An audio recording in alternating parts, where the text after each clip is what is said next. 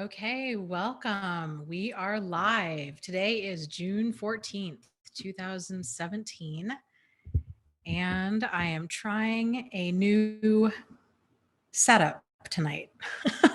So we're going to see how well this works. Oh boy. Okay. Okay, this is working. Can you guys hear me okay? Soul Food is here. Carrie's here. Barbara, Shay, B. Jupiter from all the way from South Australia. Welcome. Michelle.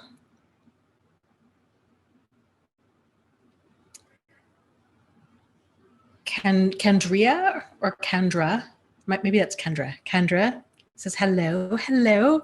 Mimi, Suzanne, Dana, hi, welcome. Loud and clear. Oh, yay. Okay, good deal. Good deal. So how is everybody doing tonight? Namal, welcome. Tanitria, hey. SG, Carol. So if you're just hopping on, I'm trying a different way to broadcast tonight. I'm broadcasting through Zoom. So we're going to try this. Oh, and before I forget, we are doing the book club tomorrow. So there's going to be a special book club broadcast tomorrow at 6:30 p.m. Eastern Standard Time. The book that we're going to be covering is called Recovering from Narcissistic Abuse. It's by Joanna Moore. And it's a great book. It's like a quick read, but it's a very thorough book. And she writes in a way that's it's easy to read, and it answers, I think, a lot of really common questions that people have. Very to the point. So if you're interested in that book, you can find out more info about it on my website, thriveafterabuse.com/book club, or you can look in the description box below and there's a link to it on Amazon.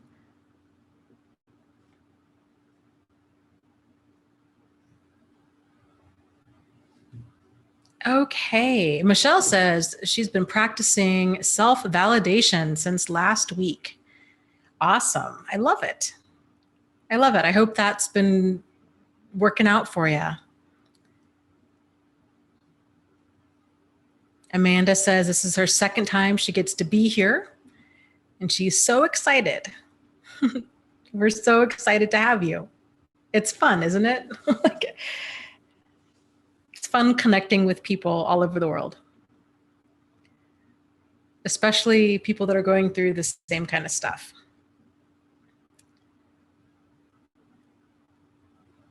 Let's see. Brian asks, has anyone seen the movie The Red Pill yet? Actually, yeah, I saw that a few weeks ago, as a matter of fact. I thought it was really good. Have you seen it? And if so, what did you think about it?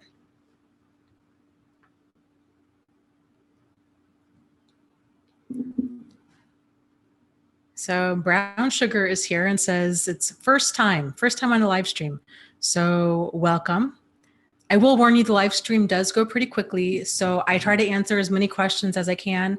If I don't get to yours, it's nothing to do with you. It's just I either didn't see it, or generally I didn't see it if I don't get to it.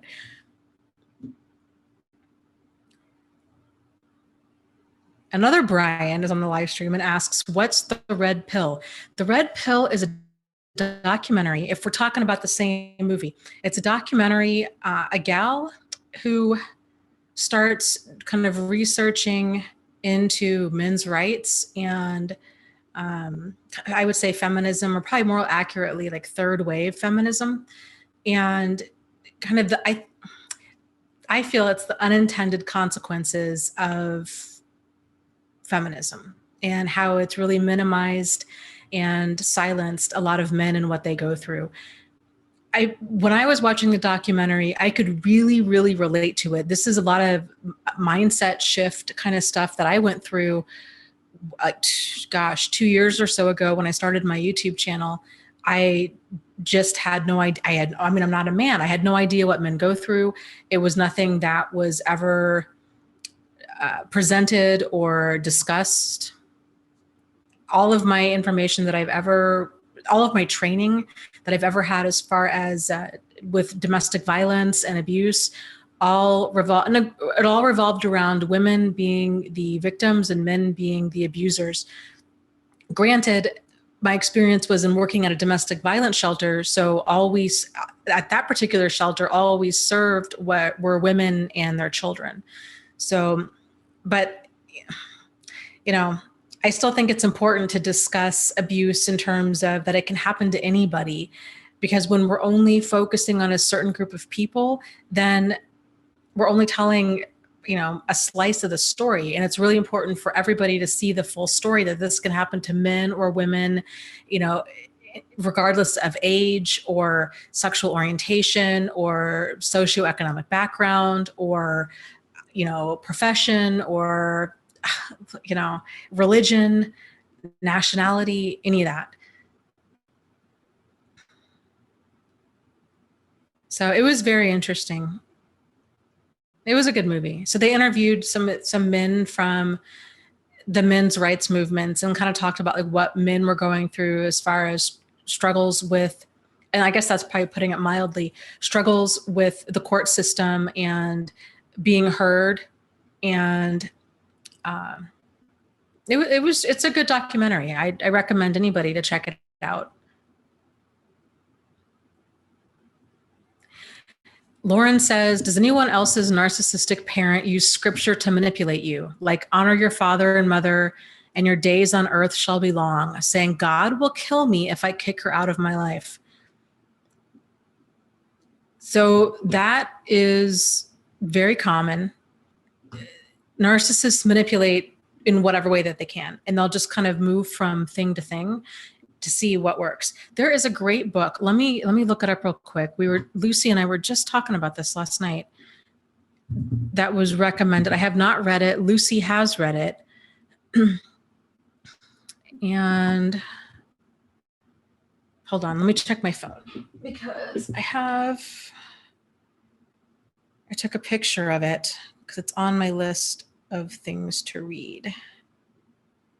Okay, it's called Narcissistic Predicaments, a biblical guide to navigating the schemes.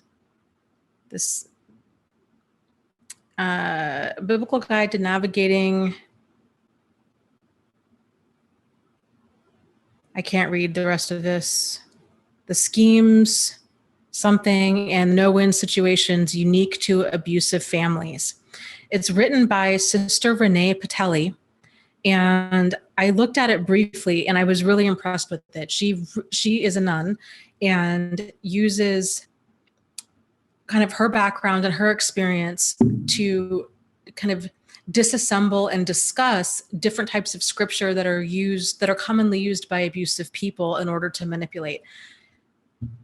I really liked what I saw so far, and I thought it's a fantastic book if anybody's struggling with that spiritual abuse component, because a lot of people are, and that's a really common one. You need to honor your father and mother. You need to forgive. You need to, God doesn't like divorce, these kinds of things. And she really examines these in detail as far as like, what exactly do these mean, and how are these manipulated, and what does the Bible say about how to deal with abusive and destructive people in our life. So good. I think that would be a good book to start with.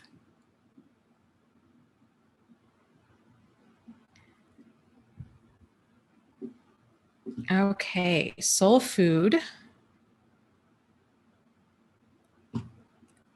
asks, is it true that we subconsciously attract toxic people into our lives because of our programming was set up that way since childhood? I think that's part of it. So if we grow up in a home where toxic behavior is the norm, then we're conditioned, we're programmed for it to not be, it doesn't register as problematic as it is. Because if that's just what we grew up with, it's like, okay, well, mom yells and dad hits, and you kind of grow up in this whole den of dysfunction. Oftentimes we don't realize that the house that we grew up in was dysfunctional, or to the extent of it, until decades later. So that really sets a tone for a person to be really out of alignment with what they think and what they feel and what's comfortable.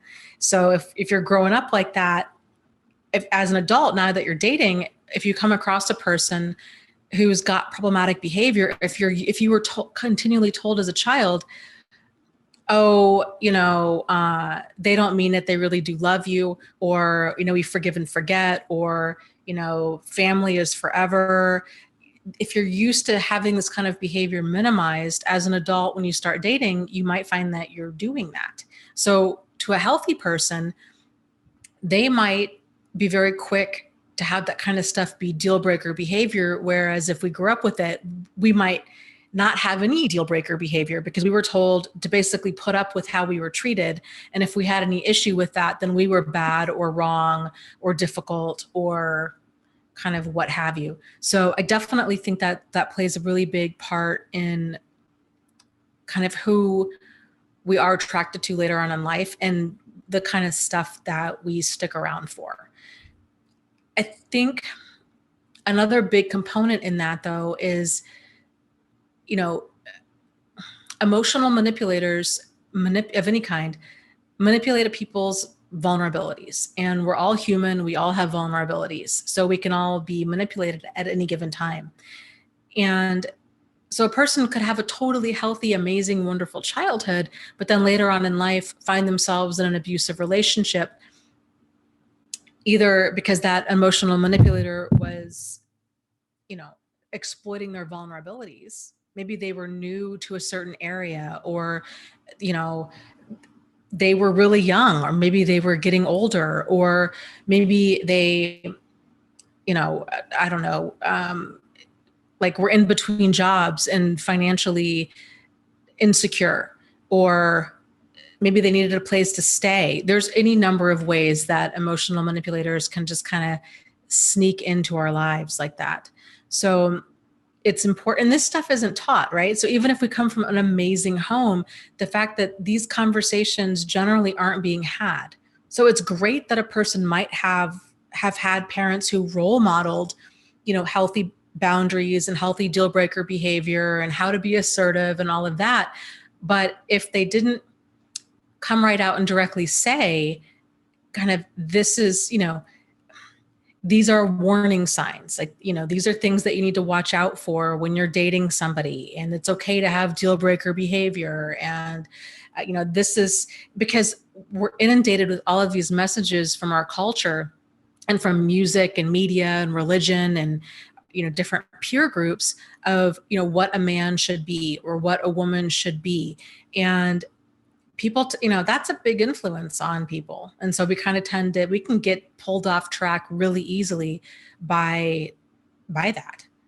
So, it's important to have these discussions with children and as well as to ask ourselves,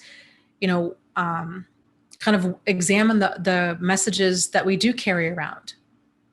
Because again, a lot of this stuff is presented as being healthy or even ideal. Watch any romantic comedy out there. Like, it's awful.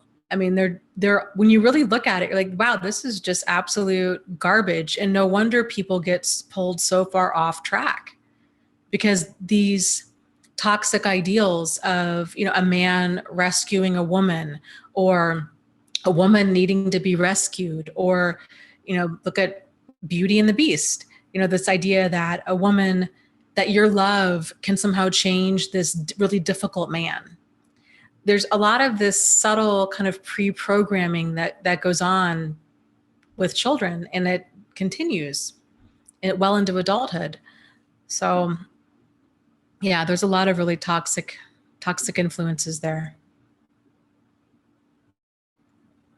Namal, thank you. Sent a donation through the super chat. Thank you so much for that. I appreciate it. Oh, well, thanks, Brian. He says I just lost it. Oh, gosh. He says, you are a truth seeker. Yeah. Well, thanks. I try to be. It's hard, man. I tell you, when you start having any of these beliefs that we hold as truths start to be questioned, it's hard because and the gal in the movie, The Red Pill, was going through this as well, where she's like, I don't really know what to think.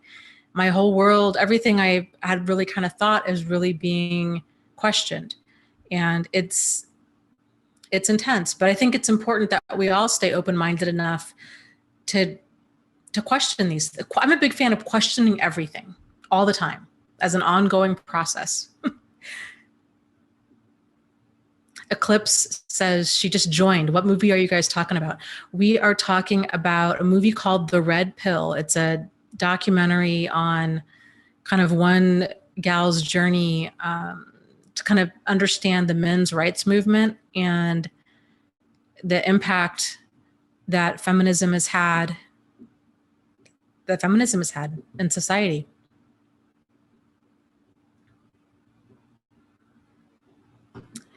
Let's see. Susanna says, hey, Dana, how do we turn off that thing we do where we so easily forget the crazy stuff they do to us and sort of pretend that they are like us, even when we know they are not? I think you turn it off by continually reminding yourself that they're not like you. And so I always recommend to people to write out a list called like for when you miss him or for when you miss her. And you do it in bullet point format. And on that list, you write down every lie, every manipulation, every reason that this person needs to stay out of your life. And then when you're having those moments where you're like, well, maybe things aren't so bad. Maybe things could be worked on. I mean, when you're finding yourself kind of waffling in that nostalgia of the way things were, the good times, to pick up that list and read that list, and it'll snap you awake to where you remember, oh, right, nope, this is not workable stuff. This is not workable stuff.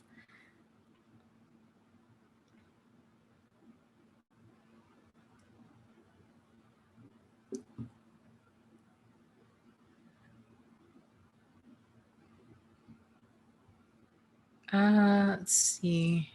Oh, TC Baby asks, what was the book title again?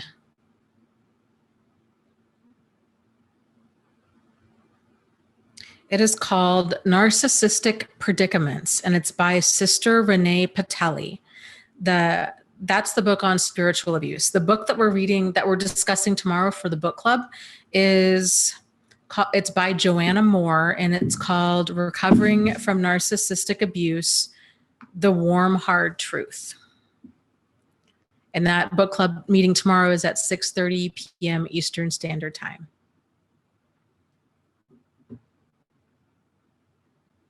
Carrie says, after 7 years, my ex moved back to Vegas. I was unfortunately told he had one relationship, broke up, met another one, and is now married after knowing her for 5 weeks. Is this common? My mind is blown. Yes, it's very common, unfortunately. And yes, it's completely devastating and mind-blowing that a person can move on like light speed like that. And there's no time there. There's no time for introspection and healing. It's just because to me, it speaks to the level of detachment that they really feel, that they're able to go so quickly from person to person. It's a problem, but yeah, it's more common than not, I think.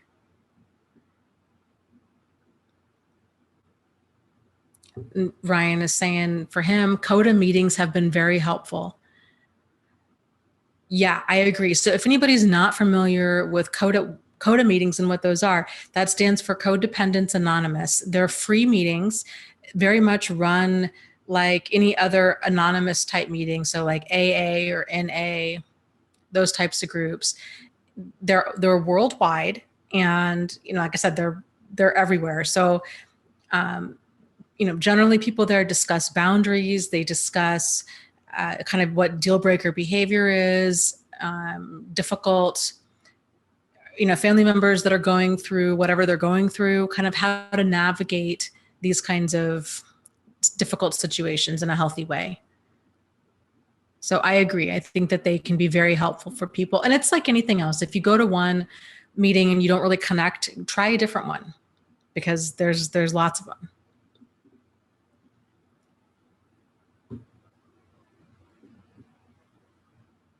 Okay, let's see. Let me scroll down here.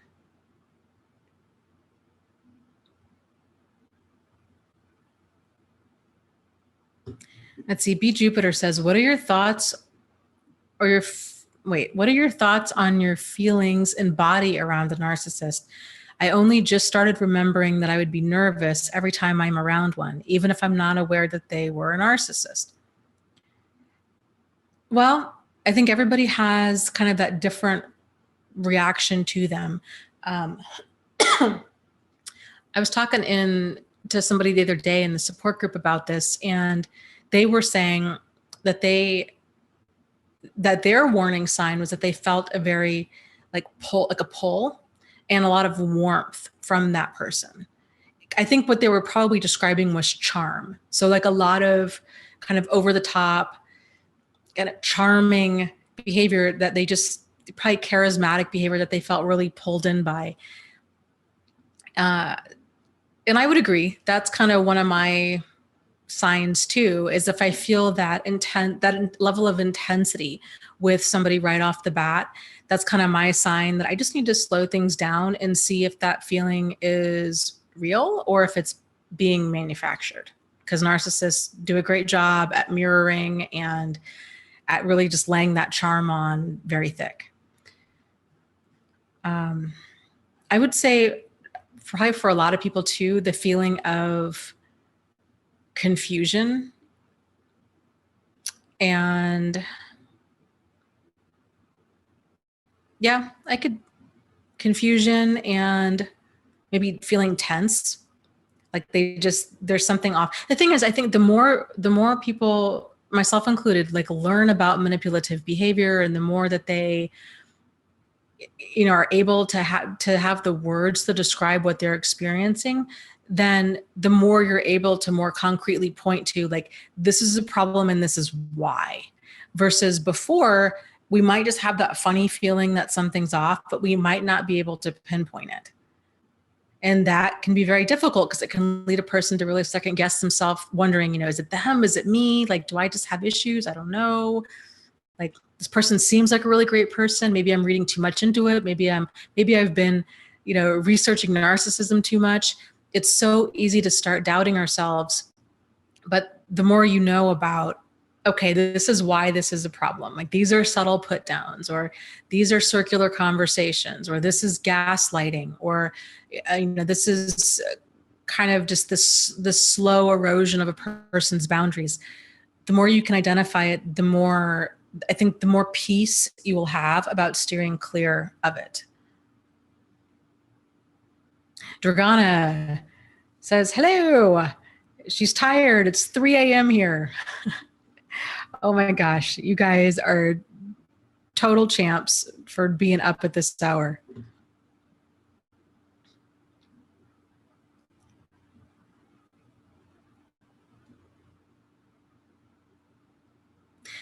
And some of the guys in here talking about feminism and that, because so there's kind of these different waves of feminism. There's first wave, second wave, third wave. And because there's so much controversy and so many things that I'm not okay with as far as that third wave feminism goes, where it's, it's just the movement's really moved very far away from what feminism originated as. And so for that reason, I think, I don't know, I like to consider myself moving more towards being just an equalist. That's what feminism started out as, that it was, the whole goal was kind of equal rights. And So I think, I don't know, I just like using the term equalist. So when people ask me, I just say that's what I am. If they say, well, that's what feminism is, you know, because it's kind of a long conversation to have with somebody, I just normally say, I know, but for clarity's sake, like I'm all for equal rights for men and women.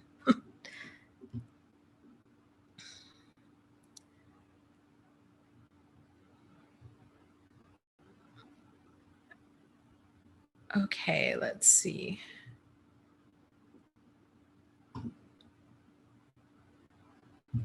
This chat's going fast. Sandra says, okay, you guys, I think I'm a narcissist. Do any of you feel like that? Okay, so let me pause the chat here for a second. This is very, very common for several reasons. So if you were in a relationship with an abusive person, they are notorious for projecting all of their stuff onto their target. So if you were continually hurt, if you continually heard you're abusive, you're manipulative, you're the narcissist, but whatever you're being accused of, like more accurately describes their behavior, then that's projection. So it's very common for them, for a narcissist, anytime a person tries to assert themselves, set a boundary, what have you, they'll spin that around and make it seem like you're so selfish, you're the one with the problem, because it's not all about them, because there is no give and take there. So the fact that you might even be concerned that you're a narcissist kind of points to that you probably aren't. So a lot of people have been told for a long time by an abusive partner, you're the abusive one, you're the narcissist. With that said, a lot of us, myself included, have certain things, behaviors that are not ideal, that we do need to work on. And that's also very common. There's a term for that called fleas. And just like, you lay down with dogs, you get fleas, kind of a thing. So when you're around narcissists or just kind of dysfunctional people in general, a lot of times, a lot of their behaviors will rub off on us. And so as you're going, especially if you're going through my red flag series, you might be finding, you're like, boy, like some of that stuff I've done, or I never realized that was a problem. And maybe I do that too. And that's good. That's good. If you're recognizing there's certain things that you do that are problematic, then the next step to that is actually to start working on that kind of behavior. So, the biggest problem with narcissists is that they never think that they have a problem. They feel entitled and justified to make it all about them all of the time. And, there is no introspection. There is no insight that they have the problem. It's always everybody else's fault.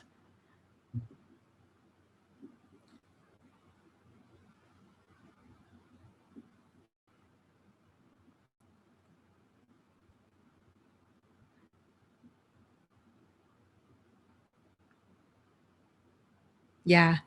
Kendra says, when I found out my ex was a narcissist and could finally put a name on it, I became obsessed with research. I was shocked by what I was finding. I thought I was reading my life. Right. It is. It's once people come across that, sometimes it'll be a certain word like gaslighting or projection, or they start reading up about narcissists or sociopaths, or they come across terms like, walking on eggshells, these kinds of things. And all of a sudden, or Dr. Jekyll, Mr. Hyde, that kind of hot, cold behavior where they're like, wait, what? I thought it was just me. And then they start getting into it. And then they go through this phase that generally lasts a few months where they're digging and digging and digging, and they're kind of research gathering, because for the first time possibly ever, things start to make sense. And it really is like Alice in Wonderland or like the Matrix, where you start waking up to this whole reality that you were just kind of asleep to. And many people start realizing, okay, this one relationship brought me here. But then you start it's pulling that string. And then you start realizing, oh my gosh, I've had actually quite a few people in my life that have been problematic, and, friends, previous relationships, maybe even a parent or two. And then the picture starts to really kind of come into focus. So it's really wild. And it can make a person feel absolutely crazy, and it can make them second guess themselves as to what's going on when they start putting all the pieces together, because it tends to happen pretty rapidly. I'm a big fan of support groups for this reason, because I think the more people that you're around that have been there, done that, just kind of that conglomeration of experiences is going to help a person put the pieces together that much faster, because you're hearing experiences from other people. So if you're looking for a support group, there's many of them out there. Facebook is a good place you can type in narcissistic abuse, or generally like narcissists, and a lot of different groups will come up. My group is called Thrive After Abuse. I also have I have a different group on my website, so which is also thriveafterabuse.com, and you can find it from there. There is actually, I just found out the other day, there is a men's group on Facebook for narcissistic abuse, which I thought was awesome to see, because we were, again, just talking about this tonight in my support group. A lot of the support groups tend to be predominantly female. And the reason for that isn't, well, some groups are only women only. But the groups that are mixed, like my groups are mixed, both men and women. By and large, I think women are more readily able to identify what they've gone through as abuse, whereas men, there's just not a lot of information out there for men as far as like what's abusive behavior. A lot of it's just kind of justified or minimized because society has this idea that, basically women can't be abusive, and that's not true. So, I think a lot of men really struggle with trying to figure out what exactly is going on, whereas women are more readily able to identify this is problematic and then to find support groups.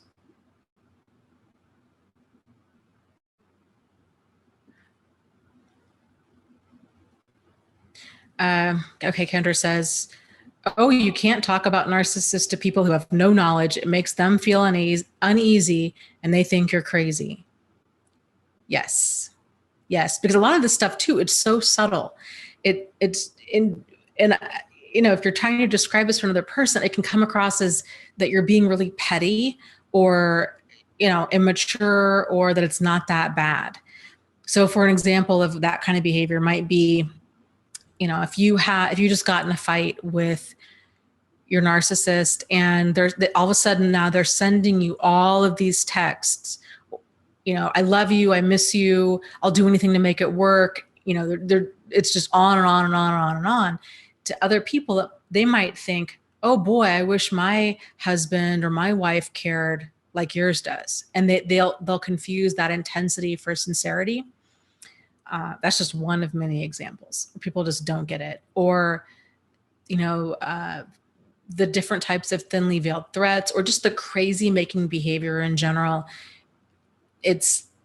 Unless you go through it, it's just really hard to describe it. There was actually a video that I posted in the Facebook group right before I went on.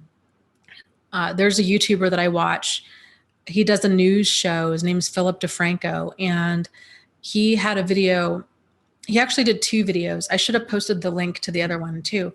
But he did a video tonight about, there was a famous YouTuber who's young. He's 23, who was just busted for really predatory behavior with kind of luring these 14-year-old girls in and doing, pedophile things on camera. And so I posted this link. I think the video is worth watching because he reads the transcripts of these different messages between Alex and these girls, and kind of that subtle erosion of their boundaries and that guilt and that sympathy and that manipulative behavior of, oh, if you really loved me, you would do this, or if you're my biggest fan, you would do this, and how it just really progressed and took this really sick twist.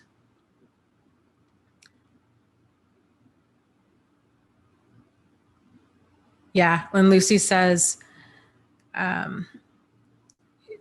she agrees that people tend to accept just outrageous things as normal. Yep.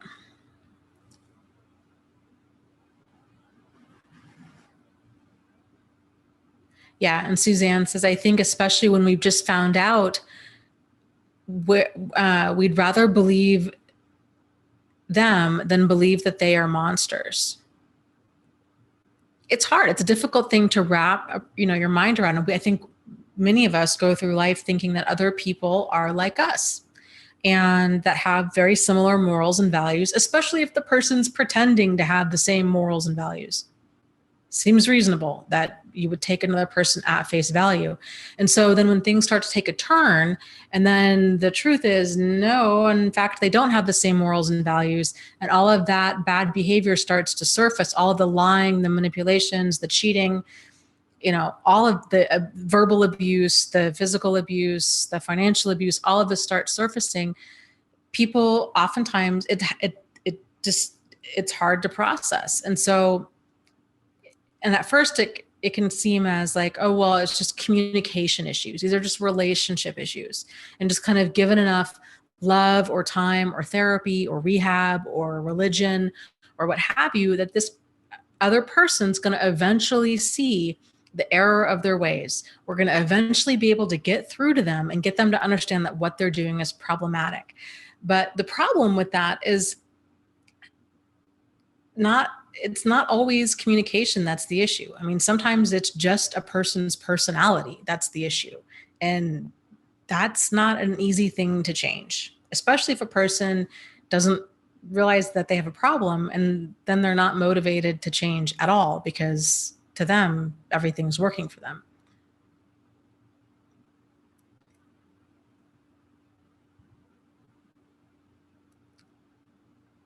Iman says, are police officers told about narcissism and cluster B disorders?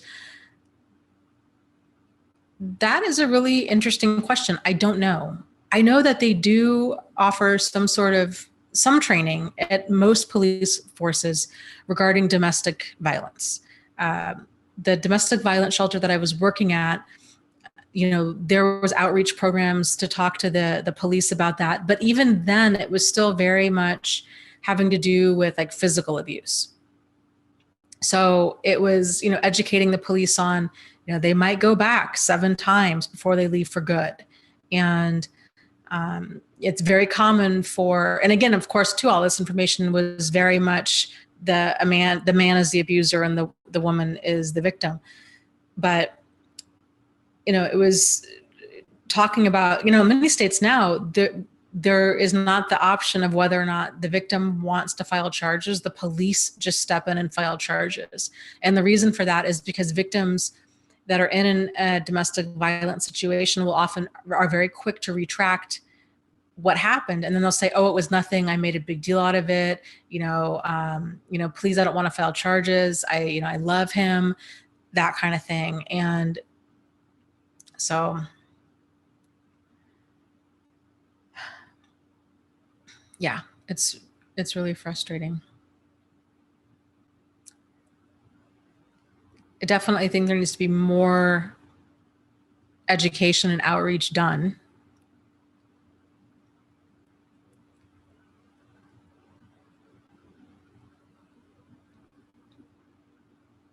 Amber says, I fear for my kids. There are so many different ways problematic people can get to them in this day and age. Yeah, I agree completely.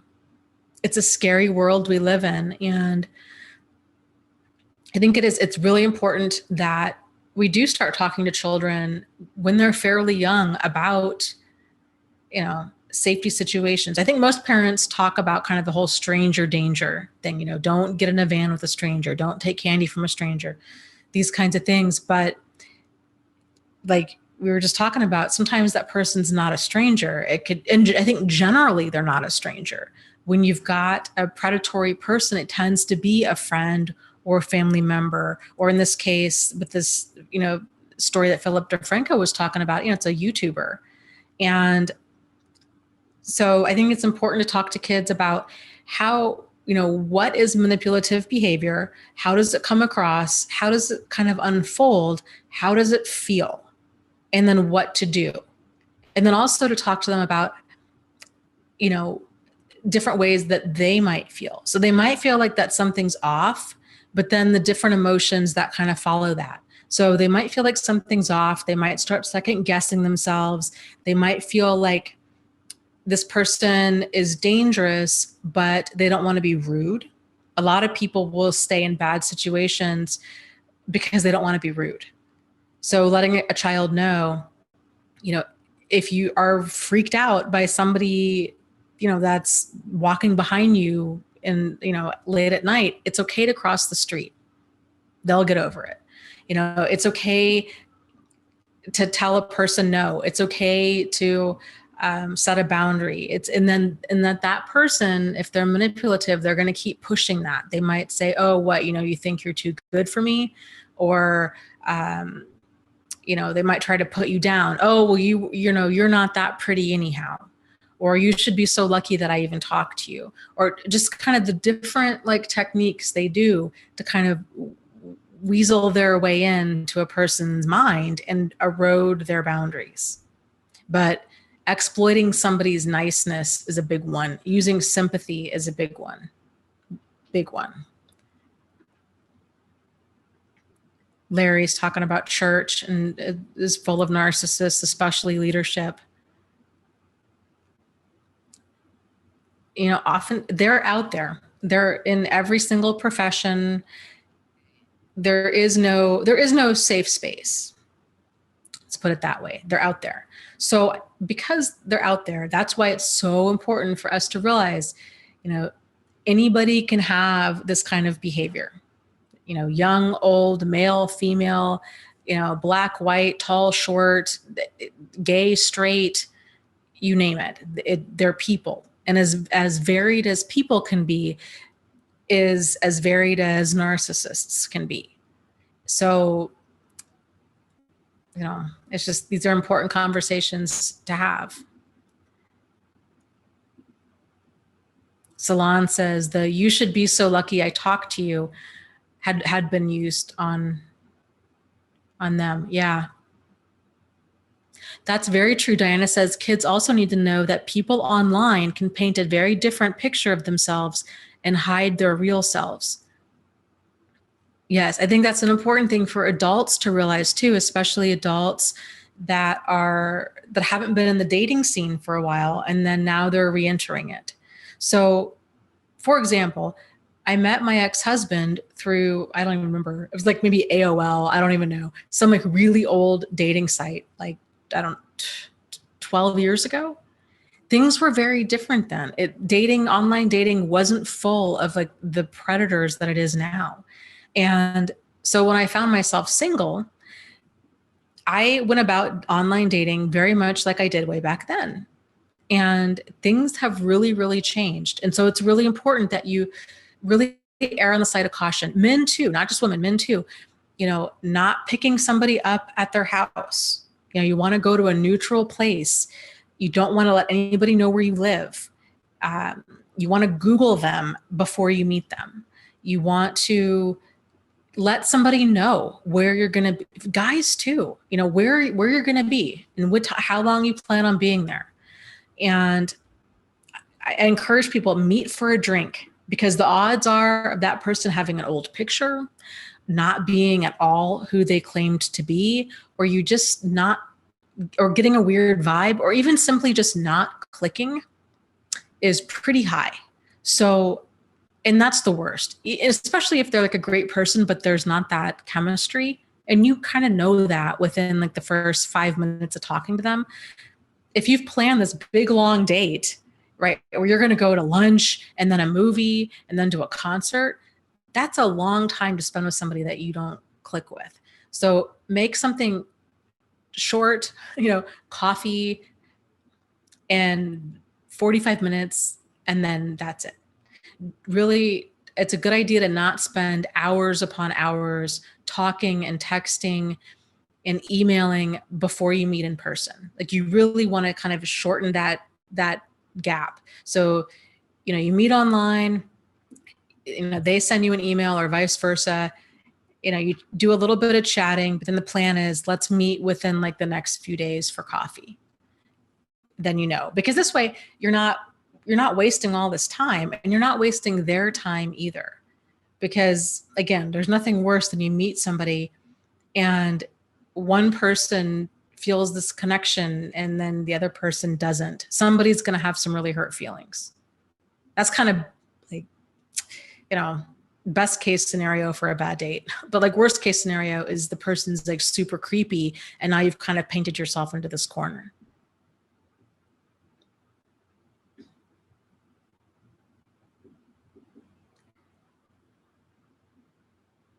And there's a lot of people out there that are married that are on dating sites, and it's just, you have to kind of have this healthy degree of skepticism and do a little bit of digging. Elsie says, why do they love to text a lot before even meeting? I don't know. But remember that you're in control. Like, you control the speed of this. So if you don't want to spend hours upon hours every day texting, and I highly recommend that you don't, just get back to them when you can. And then just say like, hey, let's go, like, let's meet on a Wednesday after work for a cup of coffee, and just not engage in all that. You're not obligated to anybody, especially a total stranger. Like, you don't owe them anything. And if they keep pushing you like, oh, I really want to meet you. I really want, come over to my house. Let's just rent a movie, the whole Netflix and chill. Don't do that. It's a terrible idea. Be out in public, let people know where you are, take it slow. Just take it slow.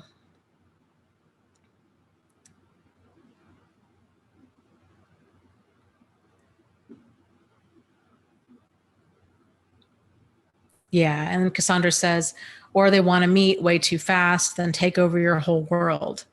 If you're ever feeling pressure to do or feel a way that you don't want to, or that you're just not feeling, then this is not the right person for you. There was a gal in support group that was talking about this. She was recently been dating a guy, and he was getting angry at her for, she was feeling depressed. She was, still recovering from a relationship, and that's not okay. Like, that's not okay that somebody's getting angry at that.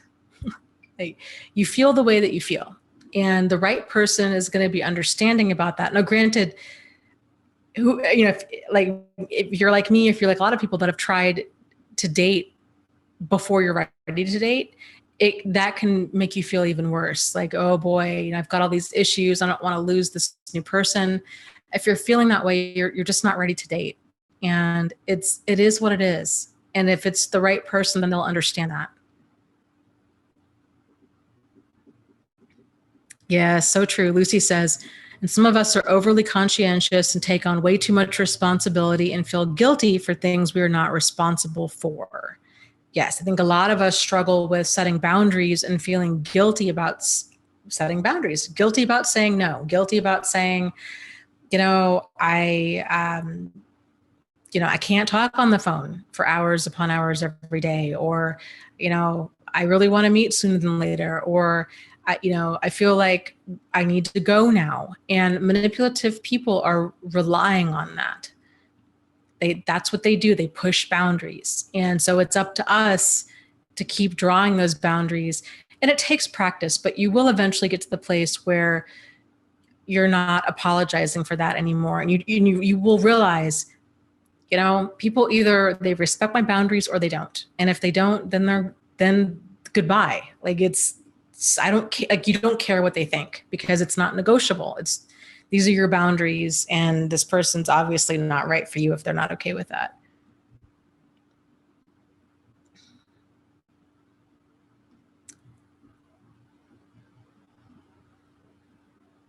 And most of the time too, manipulative and abusive people will come across as the victim. And it's very common for them to have this story of, oh my God, my ex was incredibly abusive, male or female. My ex was incredibly abusive. They did all these terrible things to me. And they can really make it seem like they're so afraid that you're going to hurt them. And so if you're not familiar with that, or if you haven't experienced it, I mean, most normal people are like, oh my goodness, I know my intentions. I'm not going to hurt you. Like, you can feel safe with me. And so then they kind of go to this extreme with trying to make the other person feel safe, but really that other person is abusive and predatory. So there is no excuse for problematic behavior. So if you see that kind of stuff and it starts, then it kind of switches into like controlling behavior, silent treatment, verbal abuse of any kind, just kind of a lack of respect for you or your boundaries. There's no excuse for that. It doesn't matter what they've been through. It doesn't matter. Like, it's not okay.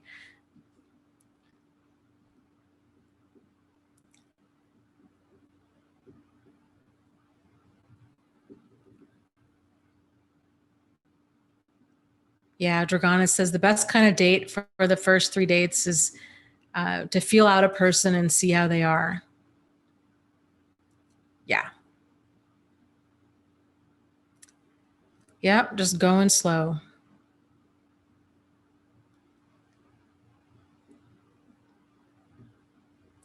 You know, everything in life, it's easy to get into, it's so much harder to get out of. So, you know,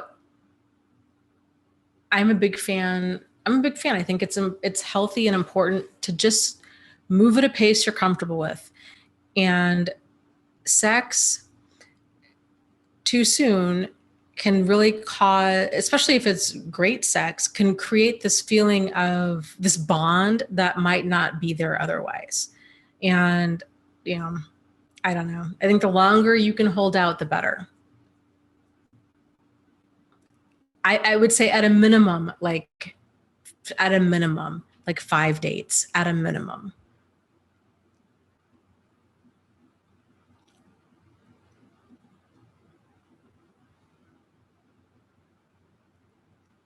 Adela says, it's so strange. There are so many abusive YouTubers who abuse their partners publicly in front of an audience and feed off their toxic viewers' reactions. I cannot believe they get away with it.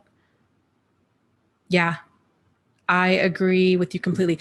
And thank you for saying that. That reminds me, so Philip DeFranco, the guy that I was talking about earlier with the video with Alex Jones, this YouTuber who was, going after these young girls, he did another video on this family that they had a YouTube channel called Daddy of Five. And that was exactly this horrible family had, it was a husband and a wife, and the wife was the stepmother, and 2 of the children, I think they had, what was it? I guess they had 5 kids. 2 of the kids were his, and then I think 3 of them were theirs. And the one little boy, his name was Cody, this darling little boy, and he's young. I mean, he was, I don't even know, 6 years old, maybe 6, 7 years old, was the constant target of all of their abuse. And they tried to stage it in a way of like, oh, it's just all of these prank videos. Typical abuser mentality. So here's this kid who's being traumatized, like deeply traumatized on a regular basis. It's being filmed. It's being put on their YouTube channel. They're making money off of this. They have this huge subscriber base of close to 800,000 subscribers who are watching this go on every single week, who all think it's hilarious when it's very clear there's nothing funny about this. I mean, they were so far past the line of what was appropriate or even like reasonable behavior. It was like just jaw dropping when you see these videos. So Philip DeFranco does a great job. He has a video on it, Daddy. I think he actually has several videos on it, Daddy of Five, where there's footage of different clips that are like, I mean, there was one where the father dresses up like a burglar and pulls a gun on the little boy. There's another one where, I mean, they're shoving him into furniture. They're basically traumatizing this kid on a regular basis. It's so incredibly not cool. Thankfully, fast forward, they lost custody of the two kids. Their YouTube channel was taken down, and I don't know. We'll see kind of what other consequences there might be. But it just outrageous behavior for both parents, the husband and the wife. It just blows me away that people could be that awful to children.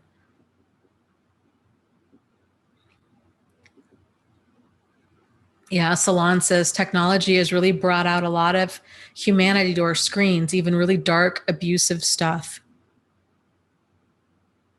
Yeah, it really has. There's if you guys, I don't know if you've seen this show, Black Mirror. It's this kind of like Twilight Zone-ish type show where it's this kind of dystopian, really dark twist to technology, and where technology, it's what's creepy about it is every single episode you see, you're like, we as a society are not that far off. Like that could very easily happen. It's pretty wild stuff. It's a good series. No, Adela says, do you know the YouTuber Slimification? He abuses his girlfriend emotionally and psychologically. This poor innocent girl confuses his abuse with love and dreams of being married by him. It's horrible. Wow. Yeah, there's quite a few like those prank channels. And I thought one thing that was really important. So the Daddy of Five thing, they did a response video, and they kept saying like it was just a prank. Like basically everybody else is too sensitive. We think it's hilarious. That lack of empathy is so incredibly problematic. And here's the thing with joking is, if somebody hurts your feelings, they don't get to decide that they didn't. So if something's a big deal to you, so let's say, for example, and everybody has different lines with this, right? So if somebody's teasing you about, I don't know, your appearance, your height, or your, where you went to college or where you went to high school or what have you, if it hurts your feelings and you're like, hey man, that's like not, that's not cool. Like that's the line. And they're like, oh, just lighten up. Like, no, like you just stop. Like if you're saying this is not okay with me and they continue on, then you found that they don't respect your boundaries. And if they don't respect your boundaries, then they're not respecting you. So just because it's funny to them, if it's not funny to you, it's not funny.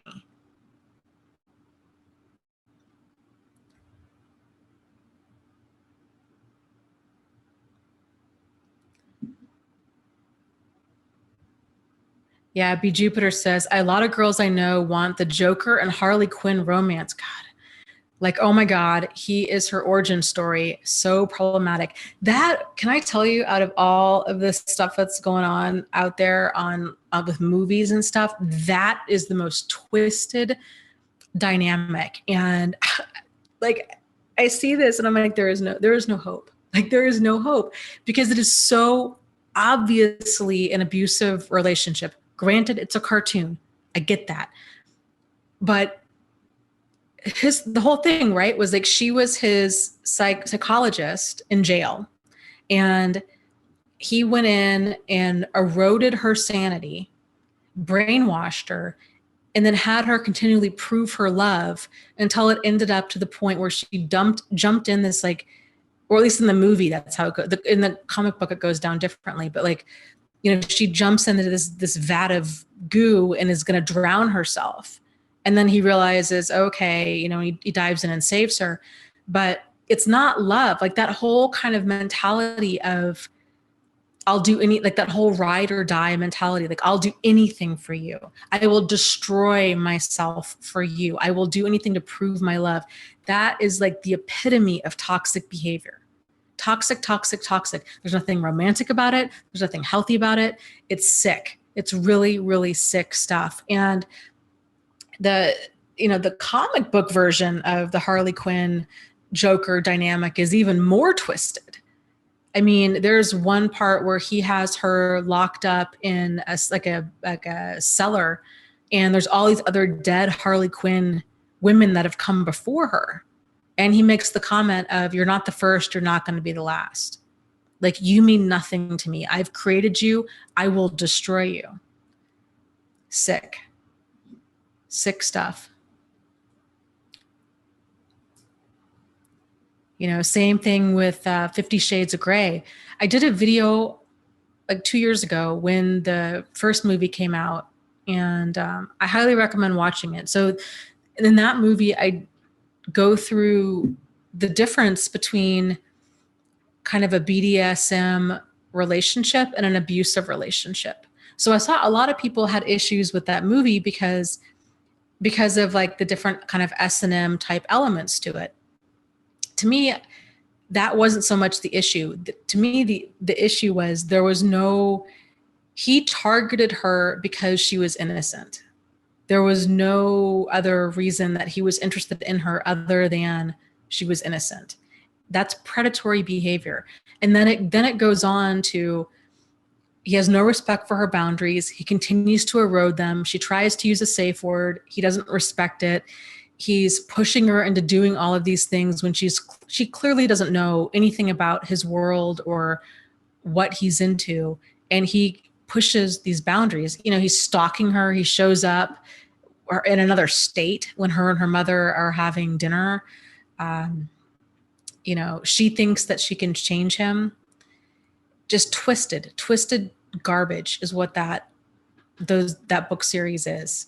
And it's one thing, like, I don't know, you have to have a pretty healthy relationship in order to introduce BDSM into it.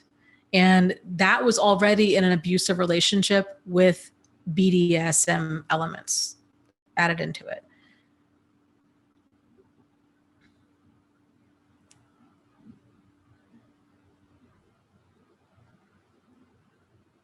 So Lucy says, "I don't believe in unconditional love between adults. Boundaries are conditions." Yeah, I mean, I agree. I have a lot of conditions like for behavior that I expect my inner circle to have. And if there's a pattern of problematic behavior, you're gone. Like, then you're going to be on like the outer circles. And then if it's, really problematic, contact is just going to keep getting cut and cut until it's just no more. Like the whole concept of you need to have unconditional love doesn't mean I'm going to be dragged through hell. Like, it's okay to say, these are my expectations, and you either kind of meet them or like, I'm going to be distancing myself. Like, it's, not okay. And that's the whole kind of abuser mentality of, they expect you to have, to walk on eggshells and for it to be all about them and to take their feelings and everything into consideration, but it's not a two-way street. So, boundaries, respect, treating a person with dignity, those kinds of things, it's a two-way street. And if you're finding yourself that it's like a one-way street, then there's a problem.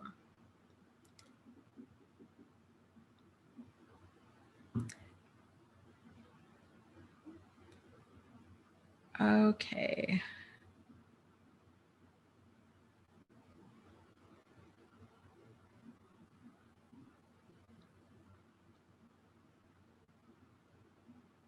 Salon says, "I'm glad that movies and TV programs show various dynamics between characters. I wish some writers and directors would create a message where audiences would see problematic behavior more clearly." What gets me is I'm not even sure the writers see it as problematic, which is just as troublesome. It's I would like to see a lot more that's done in, healthy ways too. Like, healthy relationships can be sexy. Like, healthy relationships can be passionate. Healthy relationships, can have all of these elements that other kinds of stuff have. It's frustrating.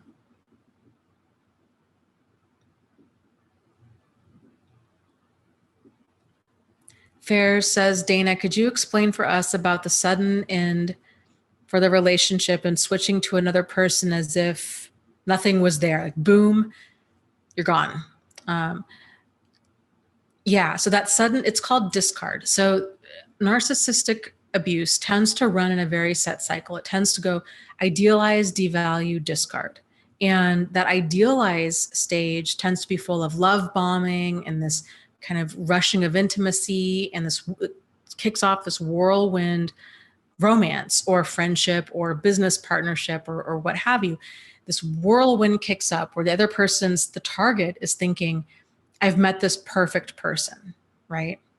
And then slowly, like, cracks in the mask begin to appear. Things aren't adding up. There's strange behavior. That you're seeing in a relationship. It tends to be, little moments of aggression, moments of rage, moments of like verbal abuse, subtle put downs, boundary pushes, blaming you, saying that you're mean, you're manipulative, you're abusive when you're trying to set boundaries, or, or you challenge them in any kind of way, or you not even challenge, but just question them. That's all kind of red flag stuff. And then the devalue stage progresses, gets worse and worse and worse until it's followed by a discard. That discard, it feels like getting the rug pulled out from underneath you. It tends to happen very quickly out of the blue. Like, you might come home one day and out of the blue, they're like, I want a divorce. And you're like, wait, what? Like, I didn't even realize we were having problems. And then they're just gone. And then they move on to the next person at light speed. But generally what's going on is that next person has already been in the picture for a while. And so they're leaving their old partner for their new partner. And so oftentimes the old partner wants to warn the new partner. And they're like, this person's incredibly abusive. I put up with this stuff for all this time, thinking that they would change. I just want to let you know, like, this person's married and has children, and they just upped and left their family. And, but realize that the new person, your devalue stage is also part of their idealized stage.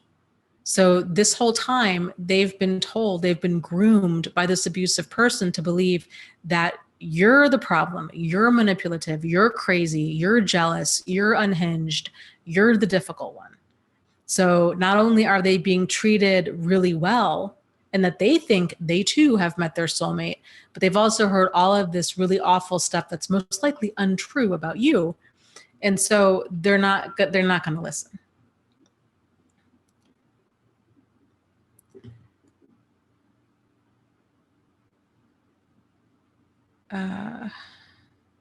Let's see.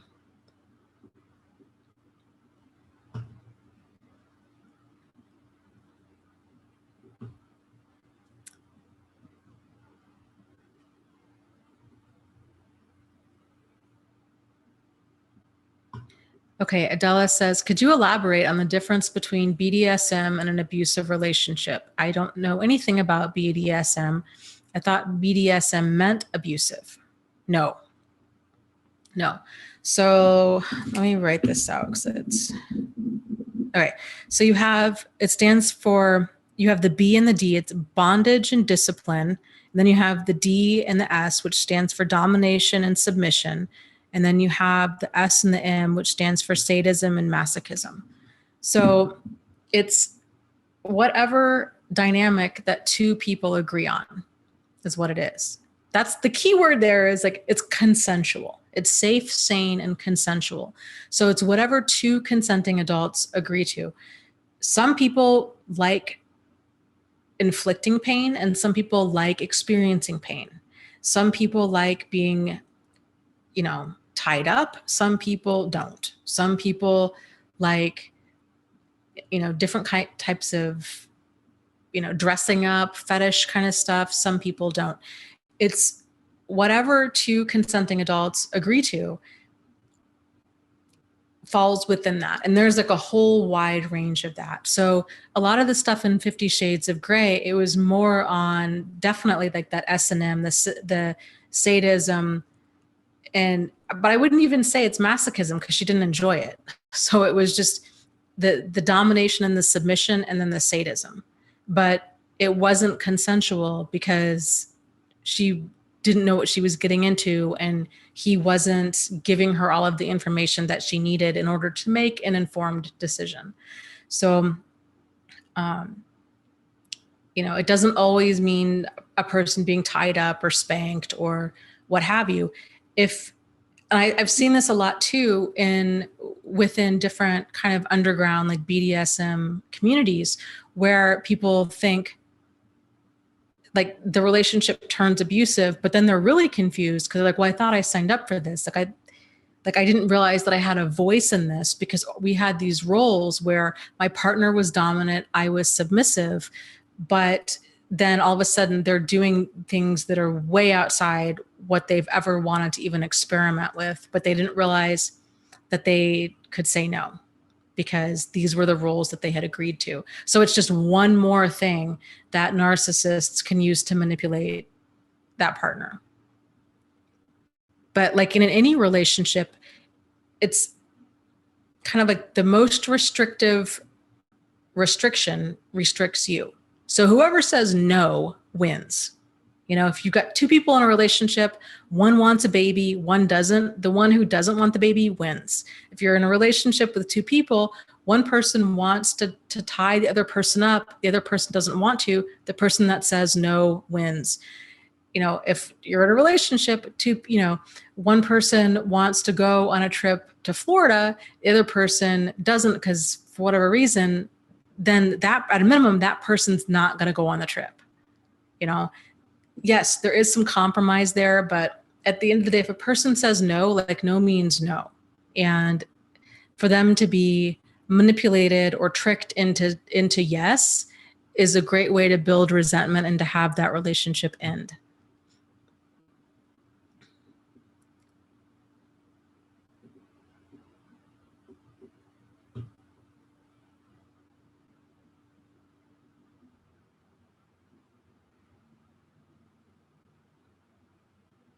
Yeah. Let's see.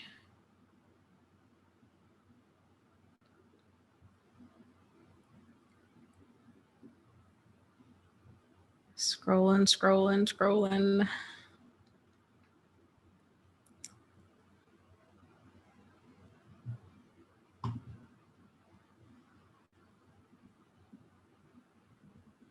Yeah, Adela says, yeah, many people do say 50 Shades of Grey wasn't an accurate depiction of BDSM. But what's disturbing about this is that the Western women in the audience enjoyed and loved the film and the book. I agree completely. To me, that's terrifying. And because then you've got a bunch of idiots running around out there who think that they're Christian Grey and they're not. And these people are just kind of reenacting abusive relationships, thinking, yeah, I mean, I'm like, I just like, oh my God, like all of the all of the charges that could come from this, all of the damage that can come from this, where things go way too far too fast because people don't know what they're doing. And it's just so scary. And there's a talk about predatory people. It's the perfect place for them, right? So if you get a partner who's agreeing ahead of time, I'm going to be totally submissive. I'm going to make this all about you. You make all the rules. And then they just don't know enough. And then they kind of get into this relationship and then things start to take this twist. It gets abusive very, very quickly, like any other type of abusive relationship does.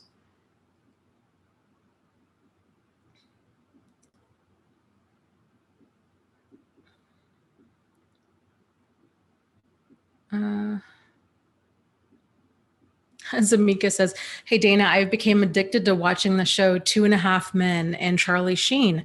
I figured out that as a representation of toxic families, narcissism, and codependency. I've been watching my family. Yeah. There's a lot of, I would say like most sitcoms and romantic comedies out there really show dysfunctional relationships and just kind of the dynamics. You know, you've always got the enabler, you know, you've kind of, you know, just the dysfunction at every single level.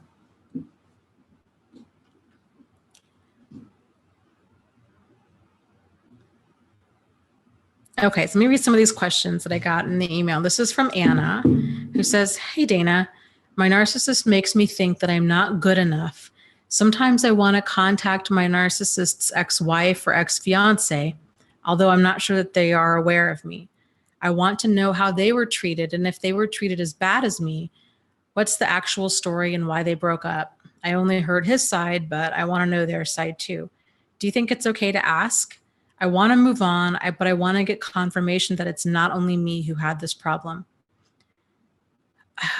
This is a challenge. You know, it depends, I guess would be the answer. If you do go about contacting them, I would only do it if it's not going to put you in harm's way. So you could try messaging them and just say, you know, I'm experiencing this stuff. I was just wondering, you know, do you have like 10 minutes to just talk? And depending on their experience, and if they think that might put them in danger, you know, they might say yes or no. I would encourage you at a minimum to join a support group. I think that you'll find a lot of validation there, because that question, your question, is something that a lot of people ask. And I think hearing other people's experiences, you're going to find that they really do like reflect a lot of your own, and it might just be the validation that you're looking for. But I will tell you, as a whole, abusive people, it's their personality. And it's kind of the whole saying, like, wherever you go, there you are. So a person always takes their personality with them. They don't change. They don't do a 180 like that, where they go from being kind, compassionate, treating partners with dignity and respect, being a decent, you know, human being, you know, having open, honest, sincere, solutions-oriented communication, to abusive, circular conversations, totally shut down, manipulative, silent treatment, yelling, name calling. People don't do a 180 like that. So but I would encourage you at a minimum to join a support group. And then Jean asks, is it normal once you finally realize what a phony and manipulator the narc is to be mad and frustrated with other people for not seeing it and still liking the snark? Yeah, it's infuriating. You know, most people feel like when they've been abused, and especially if the person's really charming, it can feel like it's like this glass canister, like this glass jar kind of gets put over you, where you feel silenced, and like you're screaming and you're yelling and you're pounding on the walls, and nobody hears you, and everybody pretends that it's just like it doesn't even happen. And so it's very isolating, it's very minimizing, and it's infuriating to watch this person just go back to their normal charming self and nobody frickin' gets it. Yeah, there's so many elements to healing and moving forward and recovering from this. And that's a big one. That's a big one.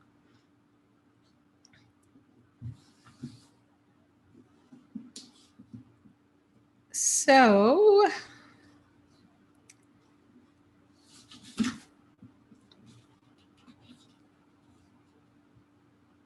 okay, this is a long question.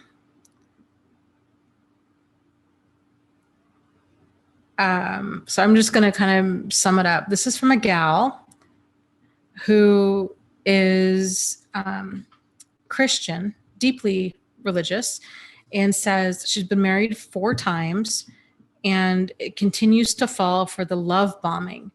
And due to her faith, she doesn't believe in living with a partner before marriage. And I think that's why it sounds like that's why she's been getting married so quickly. So I wanted to just address this real quick. So if your faith talks about, okay, there's no sex until marriage, or there's no living together until marriage, then that's okay, but you can still take it slow. You might want to jump in bed, after the first month or two, but remember, everything is easy to get into. It's so much harder to get out of. So go slow. Go slow. Wait at least a solid year before you decide to marry anybody. And during that year, this is like your due diligence period. This is your time to really screen this person. Are they a good fit for you? How do they handle stress? How do they handle life? How do they handle money? How do they interact with your friends and your family? And, what kind of communication do you have? And what are their morals and values? And, you really want to dig and see, is this person a good fit for me? Because most emotional manipulators, there's not a lot there below the surface. They tend to really rely on being charming or funny or, kind of overall charismatic, but they have a hard time with emotional regulation. You'll start to see you'll start to see their mask slip and these different inappropriate emotions surface. And what I mean by that is emotions that seem disproportionate to the situation that's going on. So if they get cut off in traffic and they fly into a rage, you set a boundary with them, they get upset. You're having a bad day, they get annoyed. These kinds of things. They're like, that's a little weird. You're in charge, so you can pull things back a little bit, slow things down, and move at a pace that you're comfortable with. So I would just encourage that. I think, going slow is the thing. And, having these important conversations, how do they feel about children? How do they spend money? Are they a spender or are they a saver? Or, just talking about every single thing that you possibly can to make sure that kind of where they're headed in life is along the same lines of where you're headed. If they have every intention of, if you guys met in Kansas, and you're like, man, I can't wait to get out of Kansas, I really want to move to New York, and they're not a city person, these are things that, good to know earlier the better, because it's not going to be a good fit. That's just one example of many. Yeah, SG says, don't be in a hurry to get involved with the wrong person. The other point that I wanted to make is, so this gal had mentioned she falls for the love bombing time and time again. Now that you know that, that's good. So if you can slow things down enough to realize that love bombing is not love and it's not healthy, no matter what friends might say, no matter what the movies might say, it's not healthy when when another adult is moving at kind of this whirlwind pace where they're telling you everything that you want to hear. They want to spend all of their time with you. And very quickly, they're wanting to make you their whole world, but you're also wanting to make them your whole world. This is a sign that, most likely that you need to really expand your kind of support horizons, making new friends, getting hobbies, filling things up to where you're not looking for that one person to be your whole world, because that's never healthy. Even if they're not abusive, it's still not healthy. It's too much. It's relying on one person to be your everything. So it's important that you have enough going on in your own life where other people, when they come in and out of it, because they will, when that happens, they're like the candles on the cake. They're not the whole cake. Like you've already got the cake, you've already got the icing. They're the candles on it. It's a lot easier to walk away from problematic people when they haven't become your whole world. So let's see here.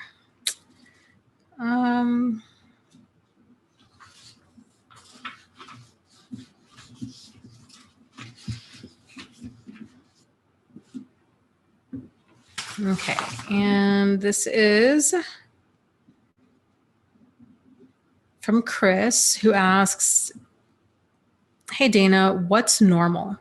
I really don't know, and I think I'll be alone because I have kids and I don't want to date thinking I found what is normal and deal with the heartache for all of us. So, and I've talked about this many times, so bear with me if you've heard me say this before. Normal is just different degrees of dysfunction. Normal, I mean, if you grew up in a home with alcoholics, then that's normal. And if you grew up in a home where people yelled and screamed and hit and cheated and lied and did all that, then that's normal. So I encourage people, don't aim for normal, aim for healthy. Healthy is where you want to be.